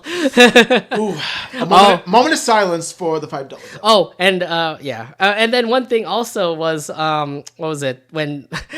That one side episode where you get to see Bill and Alice. Bill and Alice, they drove off without Cricket and Tilly. I was like, oh. Yeah, Bill, you should be ashamed. You should be ashamed of yourself, Bill. Yeah, I mean, like he drove all the way to the Smalton area, and then they didn't realize their kids were gone, and they had to drive all the way back. And it's like you got caught by a cop too. I like how even the cop is disgusted. Like, how dare you leave your kids? And I'm just like, yep, that cop is right. Like, and by the way, you deserve that ticket. You deserve that ticket, yes. And I did like the fact that like they didn't know about like Cricket and Tilly didn't know about the fact that they ended up being left alone for like a long time until Bill said it. Like, made me feel like I didn't. He didn't say it until like in that last. It makes me feel better about leaving you guys in the truck stop, and then that's where Cricket and Tilly were like, "You did what?" It's like, yeah, you said the quiet part out loud, Bill. You said the quiet part out loud. Oh, by the way, so I'm going to talk about what I mentioned earlier, and that is choice paralysis. Now, this is Truck Stop mascot, who pretty much Tilly has opened up to this Truck Stop mascot about her like having the difficulty, taking a long time to choose, pretty much what to bring for a snack, and that's what he said. Choice paralysis. Choice paralysis is basically you're having a difficult time what to choose, what to bring, what to eat, and all that stuff. And I'm just like, that relates to me so hard because I have choice paralysis too. And the kind of choice paralysis I have is whenever I come back home from work or whenever I'm at home, I have a tough time choosing, what show or what movie to watch or what video game to play or what movie to read, pretty much what any piece of media to consume, because there's just so many that I have a backlog for and all that stuff. And of course, me watching One Piece is certainly not going to help. That's why I digress. Anyway, so it turns out that Tilly comes to understand it, and then later on she actually sees the best truck stop snacks, and it's truck nuggets. And I'm just like, yes. Nuggets are the best because that's what I would have gotten. Nuggets are the best snack to have. Chicken nuggets to say. Like truck nuggets look like more like chicken nuggets or like popcorn chicken. If you don't believe me, ask McDonald's. I got a bunch to say when it comes to this episode. I actually did really like it. It's a good way to start Big City Greens, considering that we haven't seen it for quite a long time. So great to see Tilly, great to see Cricket again. You have to adjust more about the country and city life. We did get a little bit of it right there, where they have to go all the way back to the country to pick up food. They have to go back to the city to sell it. It's a long progress to say. So that was one episode, but there's another 15-minute episode that came out, and it was called Jingled. It's the episode where Tilly actually sings a jingle for like a big jingle company to say. Yes. Not gonna lie, like Tilly did a great job, like being a promoter of like things, like for example their fruit stand. So she made some jingles and stuff like that. I got recruited by like a manager over at Big Jingle, surprisingly. And then you end up meeting like one of the guests that were going to be in this show. Michael Bolton, out of all people. They got Michael Bolton. Michael Bolton. Ladies and gentlemen, they got Michael Bolton to be in Big City Greens. Then again, is it really much of a surprise? I mean, come on. If they could get Tom Hanks to be in Big City Greens, they could get someone like Michael Bolton in Big City Greens. You had Tom Hanks because one of his kids is working in the show. That is true, but I still stand by my point. But the other thing too is that you also got Danny DeVito in the season 3 finale of Big City Greens. Yes, you got Danny DeVito in Big City Greens. I don't know what was going on with like how Big City Greens end up getting like superstars, but we're getting a big list of superstars in this show. I mean, Amy Sedaris was apparently in the show too. Yes, Amy Sedaris, who of course voices my favorite character of BoJack Horseman, named Princess Carolyn. I love Princess Carolyn. She's my favorite in the show. Yeah, they got Amy Sedaris to play some sort of like a big jingle manager in the show. And let me tell you, like they really do like. When I hear Amy Sedaris, I can hear Princess Carolyn from her character in this show, not just because of her voice, but because of how she presents herself as someone who wants to recruit a, talented person. Like with BoJack Horseman, you got Princess Carolyn, who is an agent to, actors like BoJack Horseman and Mr. Peanut Butter. With this Amy Sedaris character, you got someone who manages Tilly, who is a singer. Yeah, and you know what though? I mean, yeah, to say the least, like he ended up like being a great manager. She ended up being a great manager for Tilly, even though Tilly pretty much had like a good lingo when it comes to jingles and stuff like that. Jingle all the way, right? Yeah, Jingle all the way. I really feel bad for Tilly considering that I forgot this man's name, but I'll just say Michael Bolton. Michael Bolton pretty much gave the reins to Michael Tilly. Bolton, yeah. Like Michael Bolton gave the reins to Tilly, and you can understand the pressure that she was built under, because like the jingles that she's making are not the best, and she's like, I need to make sure they're the best, stuff like that. So. In the end, she ended up actually quitting, but she did end up getting a jingle for that one job, for that one pitch that she ended up doing. So, yeah, I can feel that. You can understand, like in this story, that was just more of like if someone had held the reins to you, you feel the pressure of like how things have to be done in the end, how perfect it has to be. Yeah, look at how Michael Bolton's character turned out. Like he was keeping all that pressure, all that pain inside. Yeah, that's right. So when he gave the job to Tilly, he felt free. He even said himself, "I'm a free man," and all that stuff. He wanted to sing longer jingles instead of just like 5-second, 10-second jingles. Yeah, because like he was made. Like, based on his voice, his talent, he was made for longer jingles. Also, first off, it's Michael Bolton. He has to sing songs. He can't just sing jingles, like, throughout his whole life. Yeah, seriously. It's like, he's better than that. He's better than that. I just was surprised with this episode, considering Michael Bolton is in this, and you can hear the voice, too. Like, when he was literally singing, Karen! And then he lasted that note for like a minute. Oh, Michael Bolton. We love you. We love you. You're a very funny guy. Michael Bolton's a legend. Yeah. But yeah, I mean, Big City Greens, great way to start it. There's a lot more episodes coming out this upcoming month in October. One episode in particular is what Omin really wants to watch. Yes. One episode where Gloria and her friends work in the cafe. Coffee mates. Coffee mates. Yeah, that's the name of the title. But there's one episode that I can't wait for. It's called the Chip Whistler episode, where Chip comes back. Ooh, this is gonna get a little bit spicy now. No, Chip, I thought we got rid of you long ago, but it turns out he came back. He came back after that. And he came back in the form of death. Like, honestly, when I saw the hood and I saw his menacing smile, it gave me vibes of death from Puss in Boots: The Last Wish. Like, he was that intimidating from that shot. It's the Greens. It's always been the Greens. Yeah. So it's all menacing and stuff like that. So so I like the fact that like in Big City you get to see that slice of life aspect, but you do get to see an antagonist, like a villain that wants to take down the Greens, which is Chip Whistler. Yeah, pretty much like for that's a thing. Like it's common with multiple cartoon slice of life shows where you got an antagonist who is pretty much going up against like the main family. Like, for example, like Chip Whistler is to the Greens what Sideshow Bob is to the Simpsons, and what Vic is to the Louds. Pretty much, yeah. I mean, they're all the same character. It's just like they're just enemies that want to take down like a certain group of people, the lead people that are in certain shows, to say. Pretty much. And it's good to actually have that. And it kind of makes me think, like, how's the direction going to be, considering, like, if Chip is gone, who's the next antagonist? There is no antagonist. Then he came back, and it's like, he's out for revenge, about to get rid of the Greens again. Yeah, it's always got to be one. It's always got to be that one guy, and that one guy is Chip himself. Yeah. What do you expect? Chip Whistler's twin brother? Nonetheless, I'm just excited to see what Big City Greens does. What am I doing talking about twists? This ain't Gravity Falls, it's Big City Greens. Yeah. We'll see how it goes. This is going to be quite an exciting ride for the show. All right. So we've already talked about Big City Greens, but there's also another show that also debuted their second season in Disney Channel. What was that? I'm doing the whistle. Oh, the Chibi Tiny Tales theme song and stuff. I'm trying to do the thing. So I'm not gonna lie. Now we're gonna talk about Chibiverse, and of course you already saw the title. Why we love Chibiverse.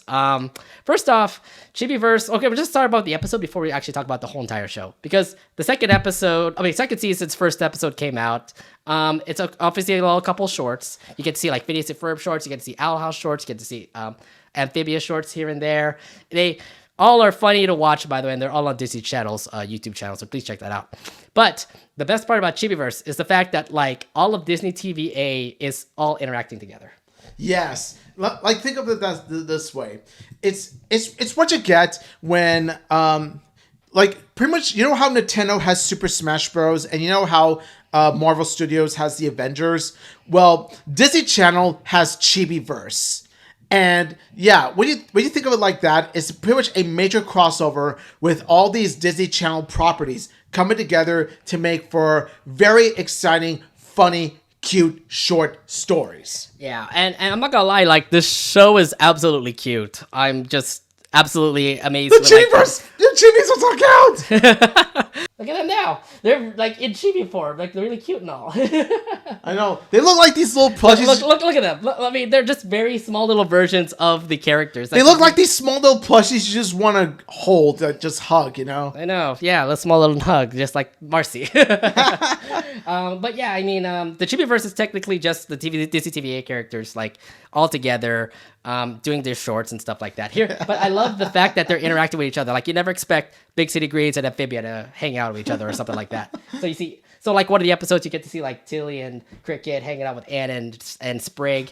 Yeah. Look at that. That's beautiful. You got Big City Amphibia.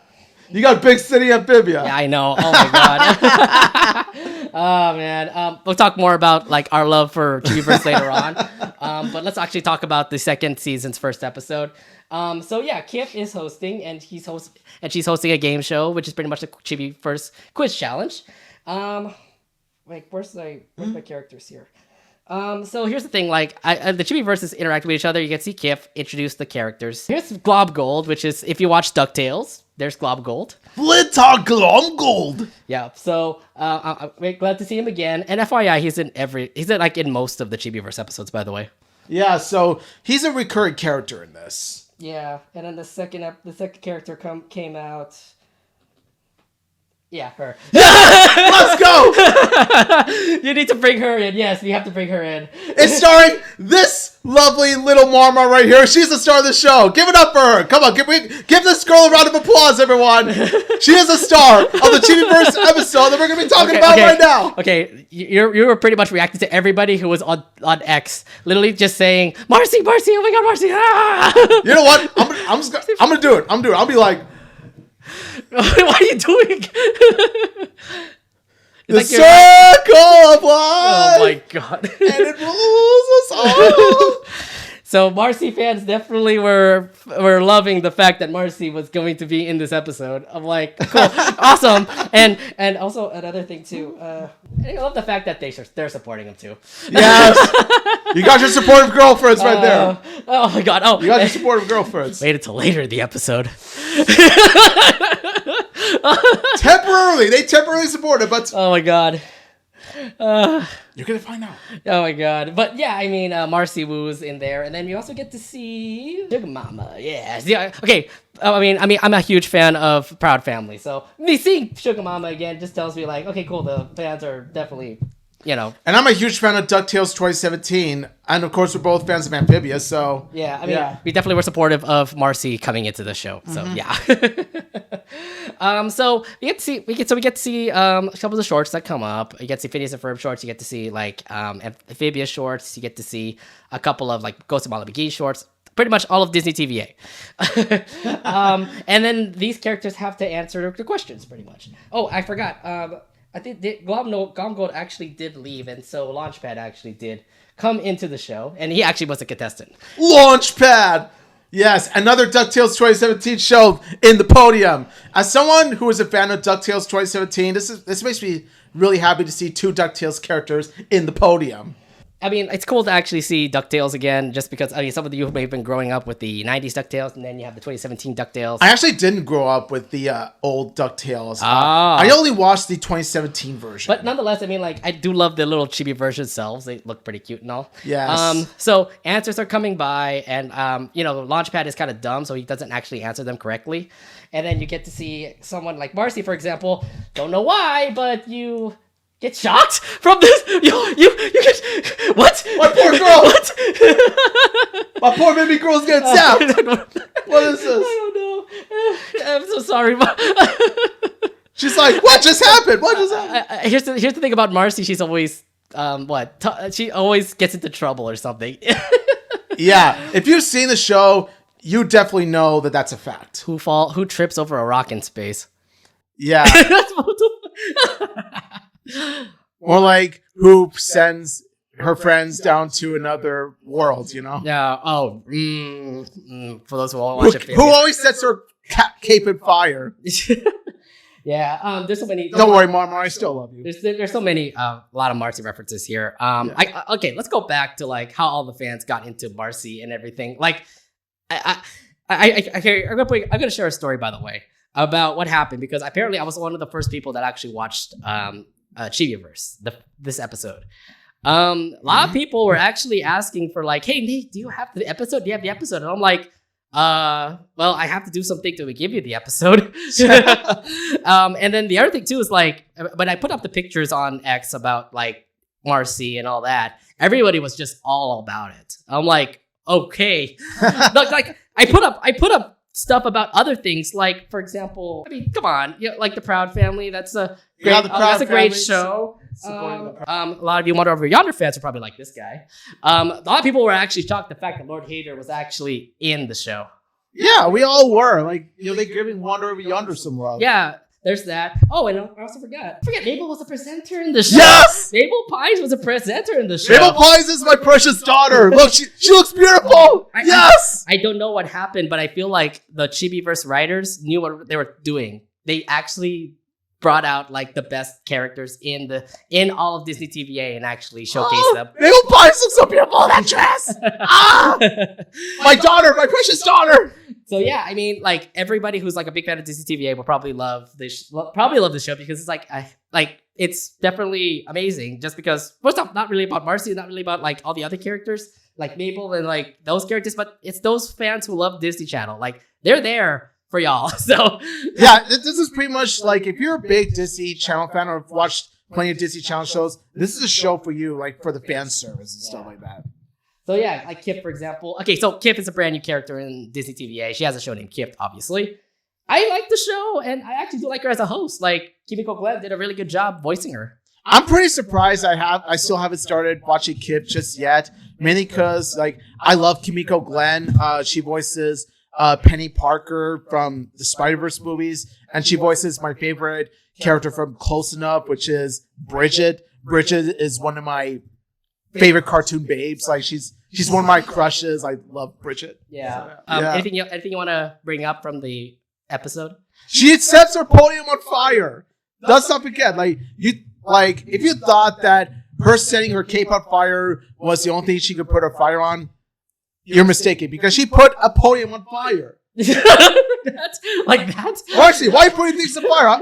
I love you, but why are you putting things on fire? What, you're trying to be a firebender or something? Is Marcy Wu trying to be a firebender? No, it's weird because like what she was trying to do is answer something, and then it just was on fire. Did you get this reference, by the way? Did you get this reference? Oh my god. Drunk gold. No, so in this one live action, in this one was a game show called Let's Make a Deal. There's this thing called getting zumped. So what Kip did was actually she actually made a deal with was it Sugar Mama, saying like, do you want to go for the mystery shack or do you want to keep your massage chair?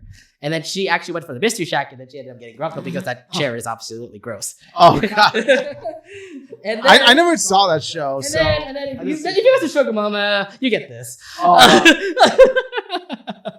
That mark right there is what you have to see in anime when a character gets irritated. No, what are you doing to Kip? She's just an innocent little squirrel. This definitely looks anime-esque right there. I know. Well, I mean, yeah. It's a chibi thing, so it's supposed to have like some anime references here and there. Yeah. Let's see. There's one answer. Well, here's the thing. Like, remember, Kip was answering, like, giving out questions and stuff like that. So we ended up getting some chibi versions of characters, for example. Like, okay, we had Chibi on here, by the way. We already have one. But we also did have a Chibi Grime for the first time. We have a Chibi Grime, ladies and gentlemen. That's pretty cute. And FYI, who answered that question? Oh, yeah. Marcy. She would be the one to actually answer that. You know her. I mean, of course. She lived in that universe with Grime, so She sure when knows. she saw that, yeah, he ended up getting like excited for that. So Of course. yeah. I mean, there's just so many awesome stuff when it comes to. I just like again. I love the interactions between the other Disney TVA properties. You don't see Amphibia interacting with Kif. You don't see Amphibia interacting with, DuckTales or anything like that. So it's just awesome to actually see all these Disney TVA folks come by. I agree. I definitely agree. Yeah. Like when all the Disney Channel characters come together, it definitely feels like one big major crossover. Like I said before, like this is Disney Channel's Super Smash Bros. And it works out in the end because I really do love how like these characters are interacting and all. Yeah. This is the one episode. This is the one part where Marcy was going to play Plinko. They had to have the Price is Right reference too.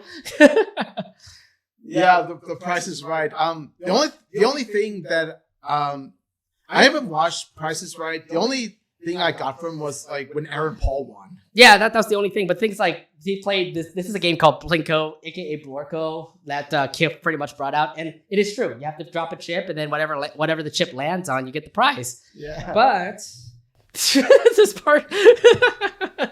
Look at the expressions on Sugar Mama and Launchpad's faces. They pretty much say it all. Look, I mean, Marcy, can you just not stop being destructive for like 1 second? She can't help herself. She's so adorably clumsy. Yeah, she's adorably clumsy. She's a very clumsy girl, and it's like, I don't know. I don't know what's up with her, but yeah. Yeah, but besides that, I mean, there's just a lot of, like I said, really amazing references when it comes to like Disney TVA characters. Chibiverse, for example, has this crowd, for example, that some of you already would know. Like we got Dipper here. We got Dipper. Yeah, you got Dipper Pint. You got Alice and Dr. Doof. Are they dating? Actually, in one of the Chibi Tales, Doofenshmirtz did have a thing for Alice. Yeah, I remember, and I think like Alice wanted to like get him off his back or something like that. Yeah. Yeah. You get to see Sprig from from Amphibia. Louis. You got to see Louis Duck. Yeah, Louis Duck. You get to see Remy from Big City Greens. You get to see the Owl House folks. You get Ida and Luz over here. And then you got Cricket Green over there. You got Candace from Phineas and Ferb. Molly and Scratch makes sense. And then for the oldies out there, you got Ron Stoppable and Rufus. Yeah, Kim Possible representation, y'all. Booyah. And then you also got the one girl from Descendants. So. What's Ron doing with the Descendants girl? What is this? No, they're not dating. Look, Kim and Ron are the OTP, okay? Don't you dare. It's like honestly, like those are the season 7 shit. They're gonna be like, should I do fan art of Ron and the Descendants girl? No, don't. I'm teasing. As a Kim Possible fan, I would say if I see that, I'll be like, no. I tease with all the Kim Possible fans there. I tease. Okay. And then they also had some amazing judges. FYI, do you know these judges? These characters that were there? Yes. Like one of them is from Ghost of Molly McGee. The middle one I remember is the cat judge from Weird Mageddon Part 2. I didn't notice until somebody told me that it was actually a cat. Like I always recognize that cat. Yeah, I didn't know. Like I literally didn't know that it was actually like a cat reference from one episode of Gravity Falls. Yeah.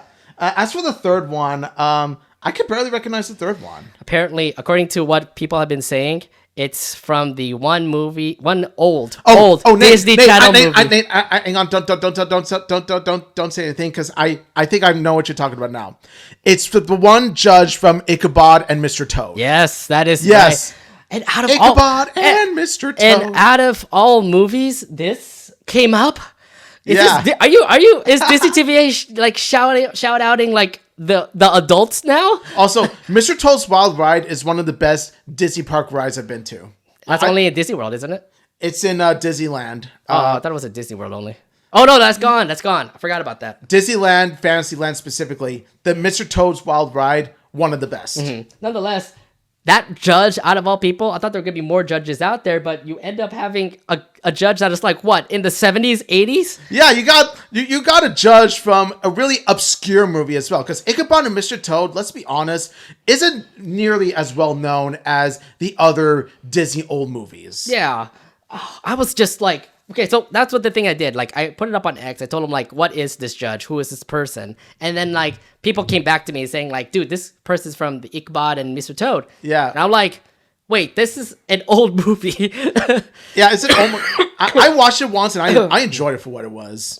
I didn't see it, so I don't know. I just thought about it's like amazing just to see like a reference from a very old Disney Channel of a Disney movie, not even Disney Channel. I didn't see it coming either, but it's like they somehow managed to sneak it in. I'm waiting for like the next Disney like movie reference that will come out of nowhere, like maybe Robin Hood. Watch them make a reference to Robin Hood, like a fox Robin Hood.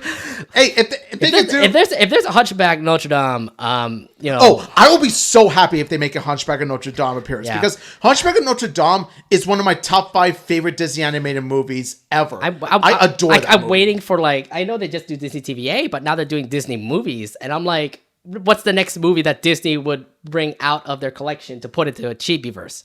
Yeah, like, the possibilities are endless now. So now, like as a Disney fan like myself, I'm like, dude, what's next? I'm like, I'm now hooked. I mean, this could be just like little old chibi shorts here and there. I mean, they also did chibi shorts of the Disney princesses. I don't know if you've seen that one yet, but the possibilities are endless. So we can actually have like a Disney princess come into Chibiverse. Yeah, honestly, because of that, they could enter the Chibiverse. Yeah. So I don't know what the next episode will be. I know this in a couple of months, but the possibilities are at least endless for the next Chibiverse to say. Yeah. So. Keep it coming. Keep it at them. Keep it coming with those cameos, Disney. It's so crazy, yeah. But back to the episode. What was it? They went through the contestants went through a lot. The contestants went through like, a lot of fire, a lot of let's just say torture. To say those poor innocent souls, all three of them. Look at Marcy, especially Marcy with the tears. Look at this. Marcy. The tears are falling all down on her face. It's just like you gotta feel for the poor girl. Look, her podium is the only one that's burnt. And I was like, are you kidding me? Look at that. That poor podium. Moment of silence for the podium. Oh my god. I do like the fact that in this episode of Chibiverse, you have to get to see 2 shorts from Phineas and Ferb that are actually unreleased that actually came out in this one. Yeah, you actually do. Yeah. What was it? Candace Against the Universe, Chibi form. The Danverse. Yeah, and the Danverse episode where you get to see like Phineas and Ferb, Milo Murphy's Law, and Hamster and Gretel in one short. You got the Dan Puffmeyer verse, yeah. Yeah, so that was pretty epic as well. But yeah, I did go down to one final question where you get to see we get to see like all 3 contestants try to answer. Sugar Mama apparently was not even answering. She was just pretty much watching wrestling on a TV board. And then Marcy ended up not answering the question because her freaking podium got destroyed. Rest in peace, podium. Rusted podium. But in the end, it actually ended up with Launchpad winning the whole thing. And the winner is Launchpad. And look who's there to cheer. Look who's there to cheer the DuckTales on. Oh no! Wait, wrong answer. Well, wait, what's that right? No, is that correct? What happened? What did Ann and Mark? With friends like these. What did Ann and Sasha do? What did Ann and Sasha do? No, that's With friends like these, who needs King Andreas? All I'm gonna say. How could you, Ann and Sasha? How could you? I feel bad for Marcy now, considering that. Don't cry, don't cry. Yeah, Marmar's crying in the background. I put up something about like this where like, you made Marmar cry. betrayal on all levels. Seriously, this is top 10 anime betrayals right there. Top 10 anime betrayals. And yeah, I think that was pretty much the whole episode of Chibiverse of the second season of the first episode. But, Needless to say, I can't wait for more. Yeah, I can't wait for more. And like, I know that's gonna be like 3 or 4 more Chibiverse shorts because they only come in batches of like 3 or 4 episodes. But I don't know what next Disney TVA interactions will have. Like, who knows if another old movie will come out? Like, who knows if they'll reference another old movie to come into the Chibiverse? There's just possibilities are endless to say. Yeah, honestly, because of a certain cameo in this is like, yeah, you're right. Possibilities are endless. If I look back at the other Chibiverse episodes, there's a lot of like references here and there that we'll bring up. I mean, you get to see like Lumity, for example. Oh, there's some Outhouse characters that were there. King, what are you doing between Luz and Amity? You should switch places. Yeah. So this actually was a part of the second episode of the first season of Chibiverse, and you get to see like some small little character references here and there. You get to see, this frame is wrong because Luz and Amity should be side by side. Yeah, I know. I don't know why King was like separated there. And also, like I said, you get to see them in Chibi forms. You get to see Lilith in the first time being a Chibi. Lilith, you're like one side away from like your apprentice. You're the one who you train. Amity, you're far from your mentor. What is this? Could you at least actually been with Ida? Oh, and this is for all the youngins out there. I saw this and I'm like, Kim and Ron. The Pine Twins together, Dipper and Maple together, yes. Wait, what? They're holding hands, Dipper and Maple. Yeah, but Kim and Ron. Kim Possible's a chibi, guys. So is Gravity Falls. Yeah, that's true. But Kim Possible. I think about my mind about Gravity Falls. I care about Kim Possible. Like you said, there. Let's go. I care about Gravity Falls. What's up? Yeah. Gravity Falls is my favorite cartoon. What's up? Yeah. So so overall, like Chibiverse itself is not like like the show has just mostly been like Disney TVA characters just interacting with each other, which made me the question like are there like a possible chances that other like Disney like other network shows kind of interact with each other just like what Chibiverse is doing? I can imagine Haley's on it in the near future being a chibi. Yeah, I mean, there probably will be one. I think there is one actually from that 40th anniversary Disney Channel video. So is Moon Girl Devil Dinosaur. There is one too. there is going to be there's going to be more Moon Girl Devil Dinosaur. Yeah, there's going to be that. But I'm just saying this out there. This is amazing. This is an amazing idea for like all those who make like animated shows in like big networks like Cartoon Network and Nickelodeon. Why haven't we seen that from them in quite a while? I mean, SpongeBob, Loud House, maybe interacting with Big Nate. Maybe Gumball interacting with the Teen Titans. Something like that, where you get to see like some shenanigans come up with like the Cartoon Network universe, and you get to see the Nickelodeon universe.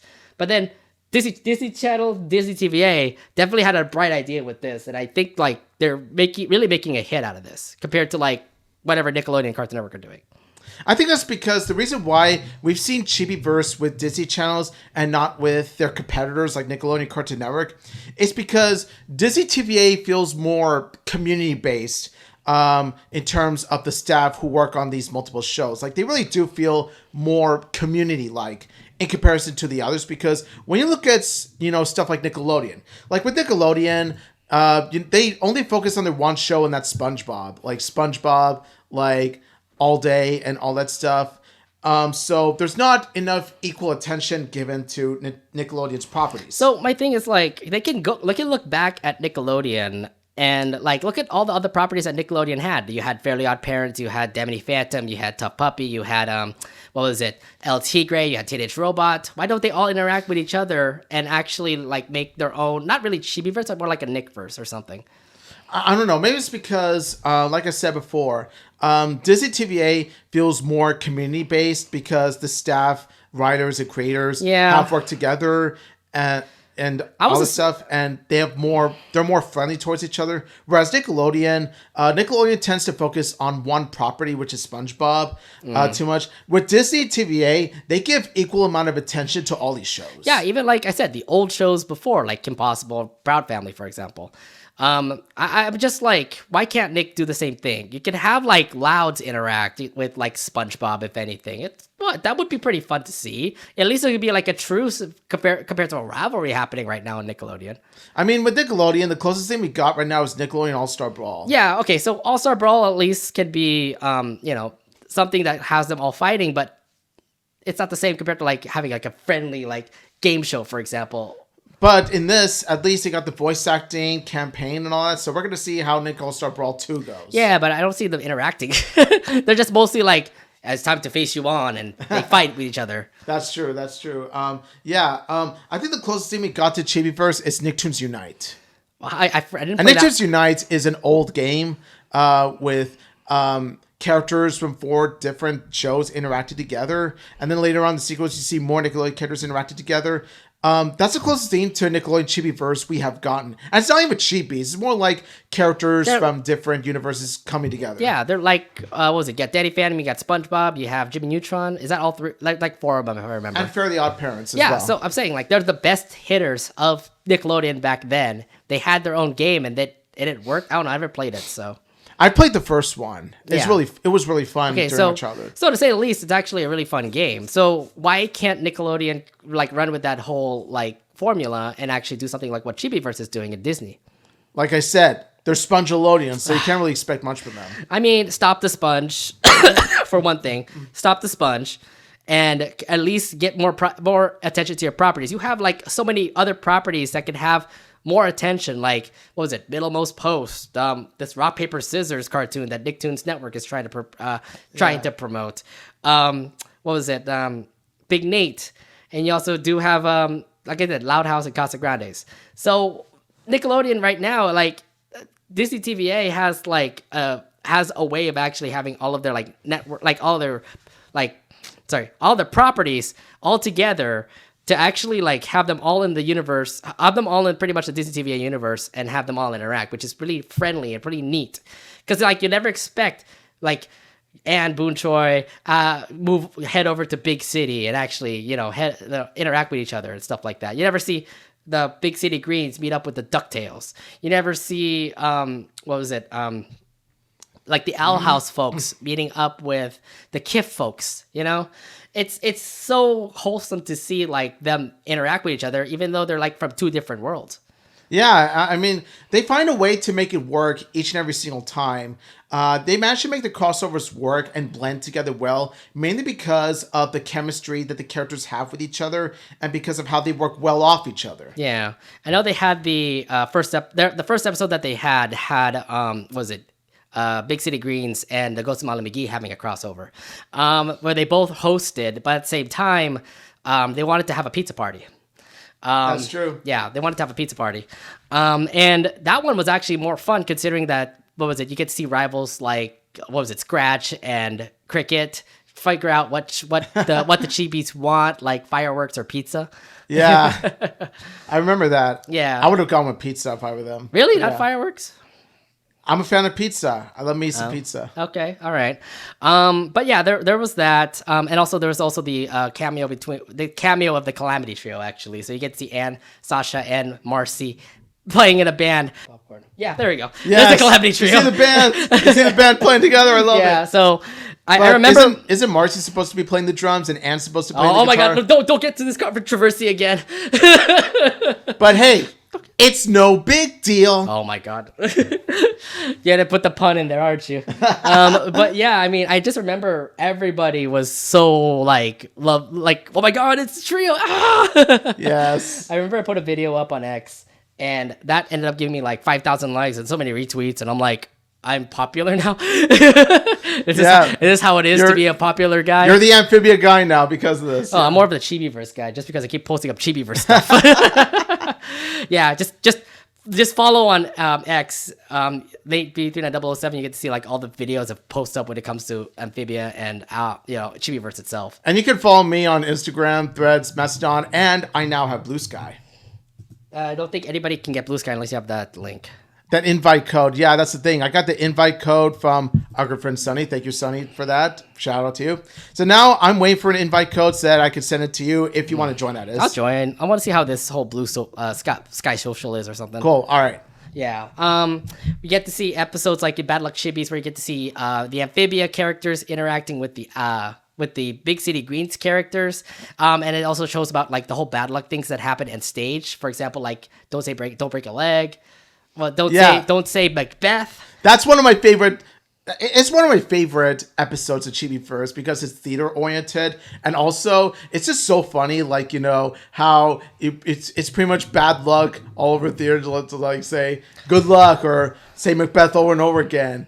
But it turns out it was actually Polly at the end that was doing those things, and the ghost of the Chibi theater actually turned out to be Scratch, and according to Scratch. The one thing you don't do in the Chibi theater, which makes bad luck, gloat in the Chibi theater. Which this is what Cricket did. Cricket, we have you to blame for. Yeah, no gloating in the theater. That's what Scratch said, if I remember. Yeah, no gloating in the theater or Chibi theater. Yeah. Yeah, it was cool. By the way, you're a theater major person. Are these all true? I don't think they are. We usually say break a leg, of course. Like, break a leg is basically, theater words for good luck, theater language. So we say regardless because, that's how it was back then. You're right, instead of saying good luck. Mm-hmm. But also with the other stuff, like saying Macbeth over and over again, I don't think so, honestly. I think that was meant as a joke, but I could be wrong. I need to look it up. Yeah. No matter what, it was just mostly all like theatrics because you get to see like the chibis just literally have bad luck where like Anne falls to the ground. There's like trapdoors everywhere where like Sprig falls into a trapdoor, but you get to see the end that it was all Polly's act and everything. So, nonetheless, it was just like more amphibia footage, and I'm like, yay, amphibia stuff, yeah. Also, yay, Brenda's song is Anne again. Oh my god, I need to see her so I can actually get something autograph signed from Anne Boonchoy. Yeah, I want to see like the amphibia cast as well. Hope I get to see Brenda's song. Hope I get to see Haley Xu. You know. Yeah, I did. I was able to see her. Yeah, nice. But that autograph right there. You saw her briefly though, but no, I was able to see her. I also gave her like one of what was it? Mr. Choco's little fan art nice. commission and gave it to her. Yeah. Cool. Yeah.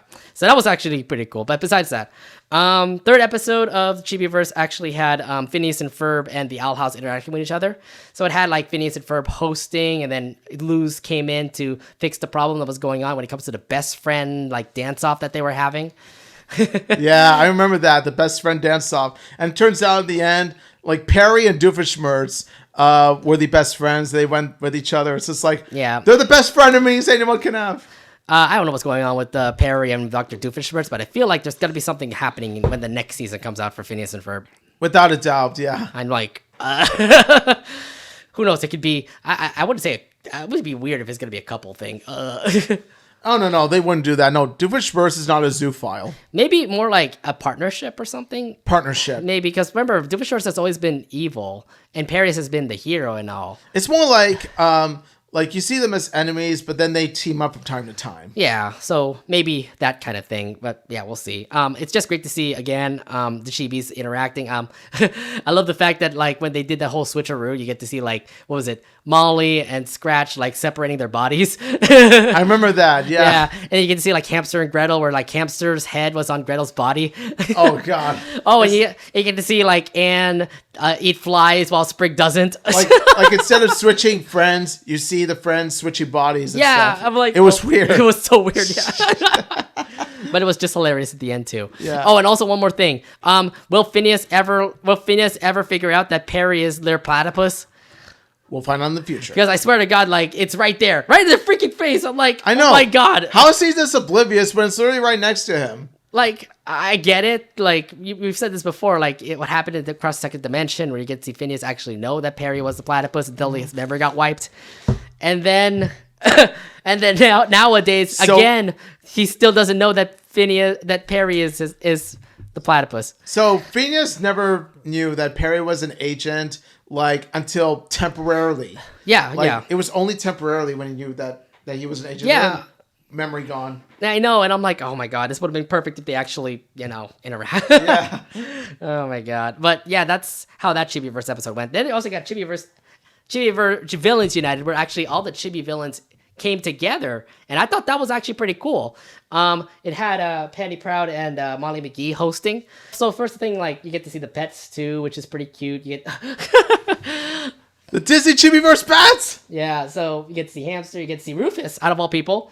Waddles! You got to see Waddles! You get to see Waddles, you get to see Amity's cat, what's it? You want to see Hootie.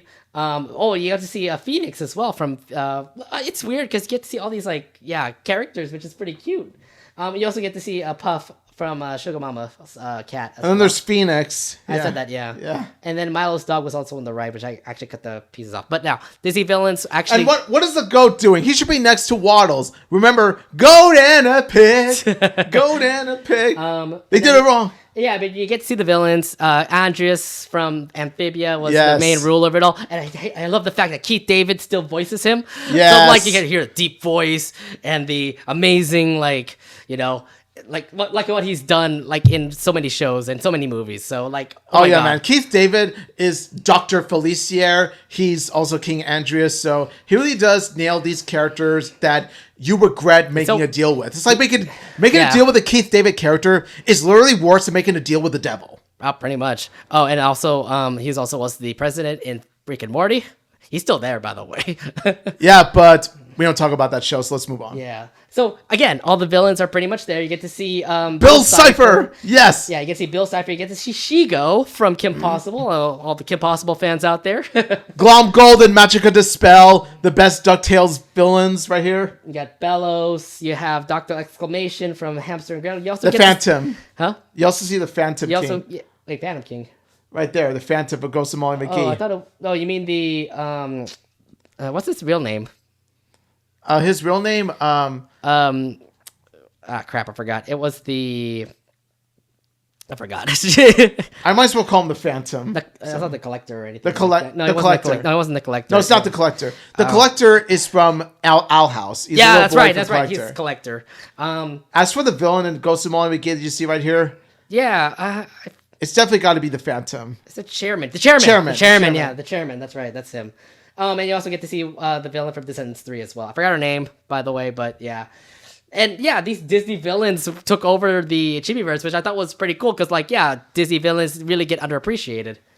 Yeah, like, honestly, this is one of my favorites that stands out because, yeah, I've always wanted to see all the villains get together. And yeah, they really do mesh well together, and they have that chemistry. Like, they feel like a massive squad. Oh, I also did love this part here, too. Where you get to see like everybody get all defeated. I thought this was the prediction of how Owl House is gonna end. Yeah, Hootie defeats Bellows. Hootie defeats Bellows. Yeah, it's like forget what happened in the Owl House season finale. This is how it really happened. Maybe also get to see what? Apparently, what is it? Apparently, Domino defeated one of the DuckTales villains. Of course, Domino defeated Magica Dispel. Domino is the Alpha and Omega. Oh yeah, that's right. He is the god after all. Oh yeah, I love this part too, where you get to see like Hamster defeat Andreas. Yeah, with just a bitch slap by. Psh. Yeah, but it's Hamster. He's a superhero though.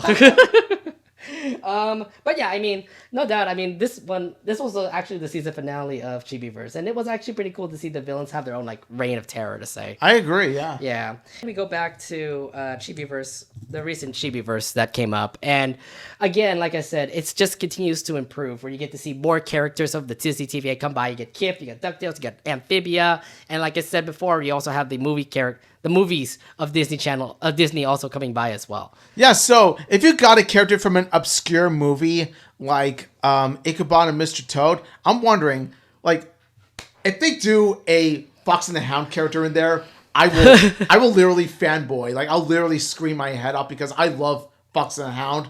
It's one of my favorite Disney movies ever. Yeah. I'm not gonna lie though. I mean, Chibiverse has definitely been the one pivotal like show that like made me want to continue to watch Chibiverse even more. Just the fact that, like, again, I've said Disney TVA characters interacting with each other. We don't know what kind of interactions will come up next. Again, why isn't Cartoon Network or Nickelodeon banking on this? They could at least put like Cartoon Network like characters from all of their Cartoon Network shows into like some sort of universe and then make them interact. FYI, I know what we're going to be talking about, like CN City. Yeah, like chances, I mean, let's be honest. Cartoon Network sort of needs it because Cartoon Network is currently dying right now. It's dying. Like, there's no other big show that is out there. Craig of the Creek, but We Bear Bears, Tiny Toons University. So they need this. They need this if they want to survive. They need something like this, and also bring back your old properties. You have Adventure Time, Steven Universe, those hit shows. Bring them back. Have their characters interact with like Adventure Time with Steven Universe, for example. Ed and Eddie with Mike Luanog, or have the Powerpuff Girls interact with Samurai Jack. Seriously. I mean, that's what I'm saying. Like, they can bring so many Cartoon Network properties into a universe, or like CN City that happened before, and then have a new universe or something about it. Like make a new CN City or something. Golden opportunity right there, Cartoon Network. Don't miss it. Yeah. I mean, we grew up with CN City. You should know about that. Yeah, Cartoon Network City, but it's not the same as having a half an hour, Right. Because, like, in CN City, what was I going to say? In CN City, at least they had, 5 second, 10 second intervals? They have 5 second, 10 second, like, it's literally much shorter than Chibi Tales, even. So, like I said, make it like a 30-minute show where you can, well, here's the thing, make shorts. make shorts at least to have like, you know, maybe like Ed and Eddie in 5 minutes, or Powerpuff Girls doing some random stuff, do this kind of shorts, and that will actually get your audience back. Or maybe a grand idea would be that. Ed and Eddie, meaning the Powerpuff Girls, having the two trios come meet each other while shenanigans happens. Cartoon Network, what are you doing? You're missing the opportunity. Yeah, there's so many opportunities there. Same thing goes to Nickelodeon. I mean, you have so many properties in Nickelodeon as well. Danny Phantom, Fairly Odd Parents, Rugrats. I'll have to say Cat Scratch too in this case. Thank you. Oh my god! You admit Cat Scratch is part of Nickelodeon. I made blasphemy over Cat Scratch, and now he wants me to say a lot of stuff about it. Yes, now. say it for the people in the back, man. Just say it for the people in the back. Cat Scratch, Avatar: The Last Airbender. What was it? The Loud House. The Casa Grandes. I mean, there's so many properties at Nickelodeon that can actually interact with each other. Come on, it's right there waiting for you. Like Nickelodeon, you could make your own Nickelodeon Sea or Nickelodeon Universe. Don't let them fight in All-Star Brawl. At least have them interact in like some sort of town or some sort of universe, Yeah, like Nickelodeon All-Star Brawl have the chance to do something great with their crossover, just like with Chibiverse, but they missed the opportunity because they want to focus on the more popular IPs. That's the problem. Yeah, with SpongeBob, for example. And also Cartoon Network, arguably with We Bare Bears and stuff. Yeah, and Teen Titans as well. So, yeah, I don't know what the future holds. I know that both networks, Cartoon Network and Nickelodeon, are dying right now, but they really do need to really think about some things that could be able to at least get their properties back, get them to recognize. I know that Cartoon Network is doing the whole checkered past, for example, so they are at least showing like Ed and Eddie, Dexter's Lab, those properties that Cartoon Network was popular for. Nickelodeon is not doing that, by the way. They're just putting it all on Paramount Plus, but people don't have Paramount Plus because Paramount Plus is also costs money.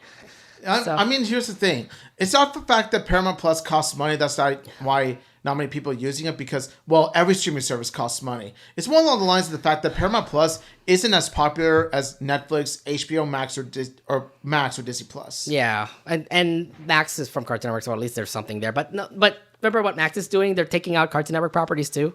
Mm-hmm. So it's a lose situation. David Zaslav is an incompetent moron who has no business being CEO. I'll just leave it at that. Yeah, I'll just keep it like that. We keep on complaining about the CEOs and stuff like that, but I'm just saying it right here. Like, Chibiverse, no doubt, was an amazing idea.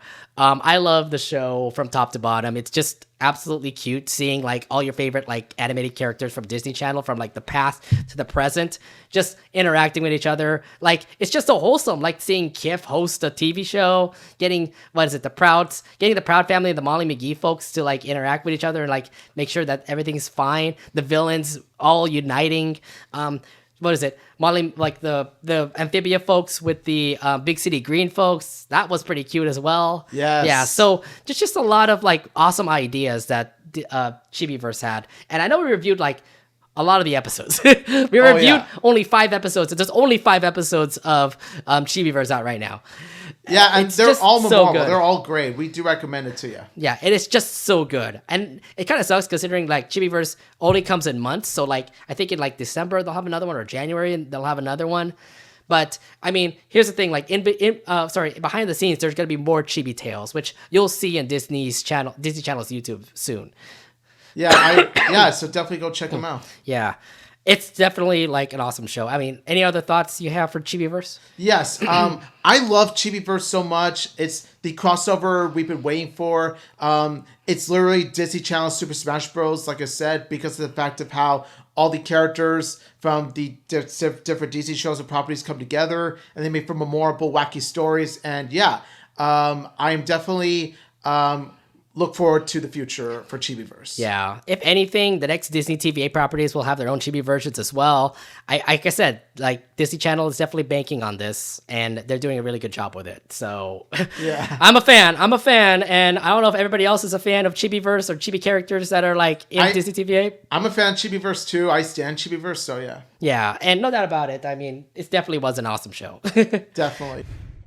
But anyways, yeah, I mean, I'm gonna keep on going through this all the time, but like, yeah, this whole like show, I can't believe it. I can't wait for the next one for sure. Yeah, same here. I look forward to the future. Yeah, I mean, we spent the last like 40 minutes talking about Chibiverse and all. It's definitely an amazing show. Oh my god. I can't wait for more. Yeah. All right. Well, I mean, that's pretty much it for our episode. Thank you all for checking out the episode. Yeah, definitely. We do. Yeah, thank you so much for checking our episode. We had a lot to talk about in regards to the WGA strike and in regards to a few Disney shows that we love. And of course, the one big show that is been turned into a smaller but still just as awesome as the OG live action show. Yeah, I can't wait for more One Piece, man. Yes. One Piece. One Piece. Oh my god. Oh, and now we're going to watch the anime, so have fun with that. Yes. Like it's going to take a lot of pacing. It's going to take a lot of watching. It's going to take a lot of days for me to catch up, but you know what? I'm going to get there. All right. It's going to be a voyage. All right. Well, again, a lot of awesome stuff. We'll be back next week for another new episode of the Anination Podcast. But for those who are watching on Twitch, thank you all for watching on Twitch. Make sure you follow us so you can watch for more episodes every Wednesday. And then if you watch us on YouTube, also subscribe and hit the bell button so you'll be notified when it will come on next. We're on all social medias from, X, Threads, Instagram, and Mastodon. So check it out there. And also check out our new Patreon, our patreon.com/Anination Podcast. Be our new Patreon for us there. We'll get some awesome perks from joining us, being a member there. And yeah. Yeah, definitely. It has been such a blast getting to talk this stuff with you guys. We consider you our animation peeps. We love discussing all things animation with you guys, and we're blessed to have your support. And we just want to say thank you all so much for watching. Thank you all so much for listening. All right, thank you very much for everybody. Thank you all for watching from the Anination Podcast. We'll see you guys next week. Bye, guys. Bye, guys. Have a good day. Stay loud.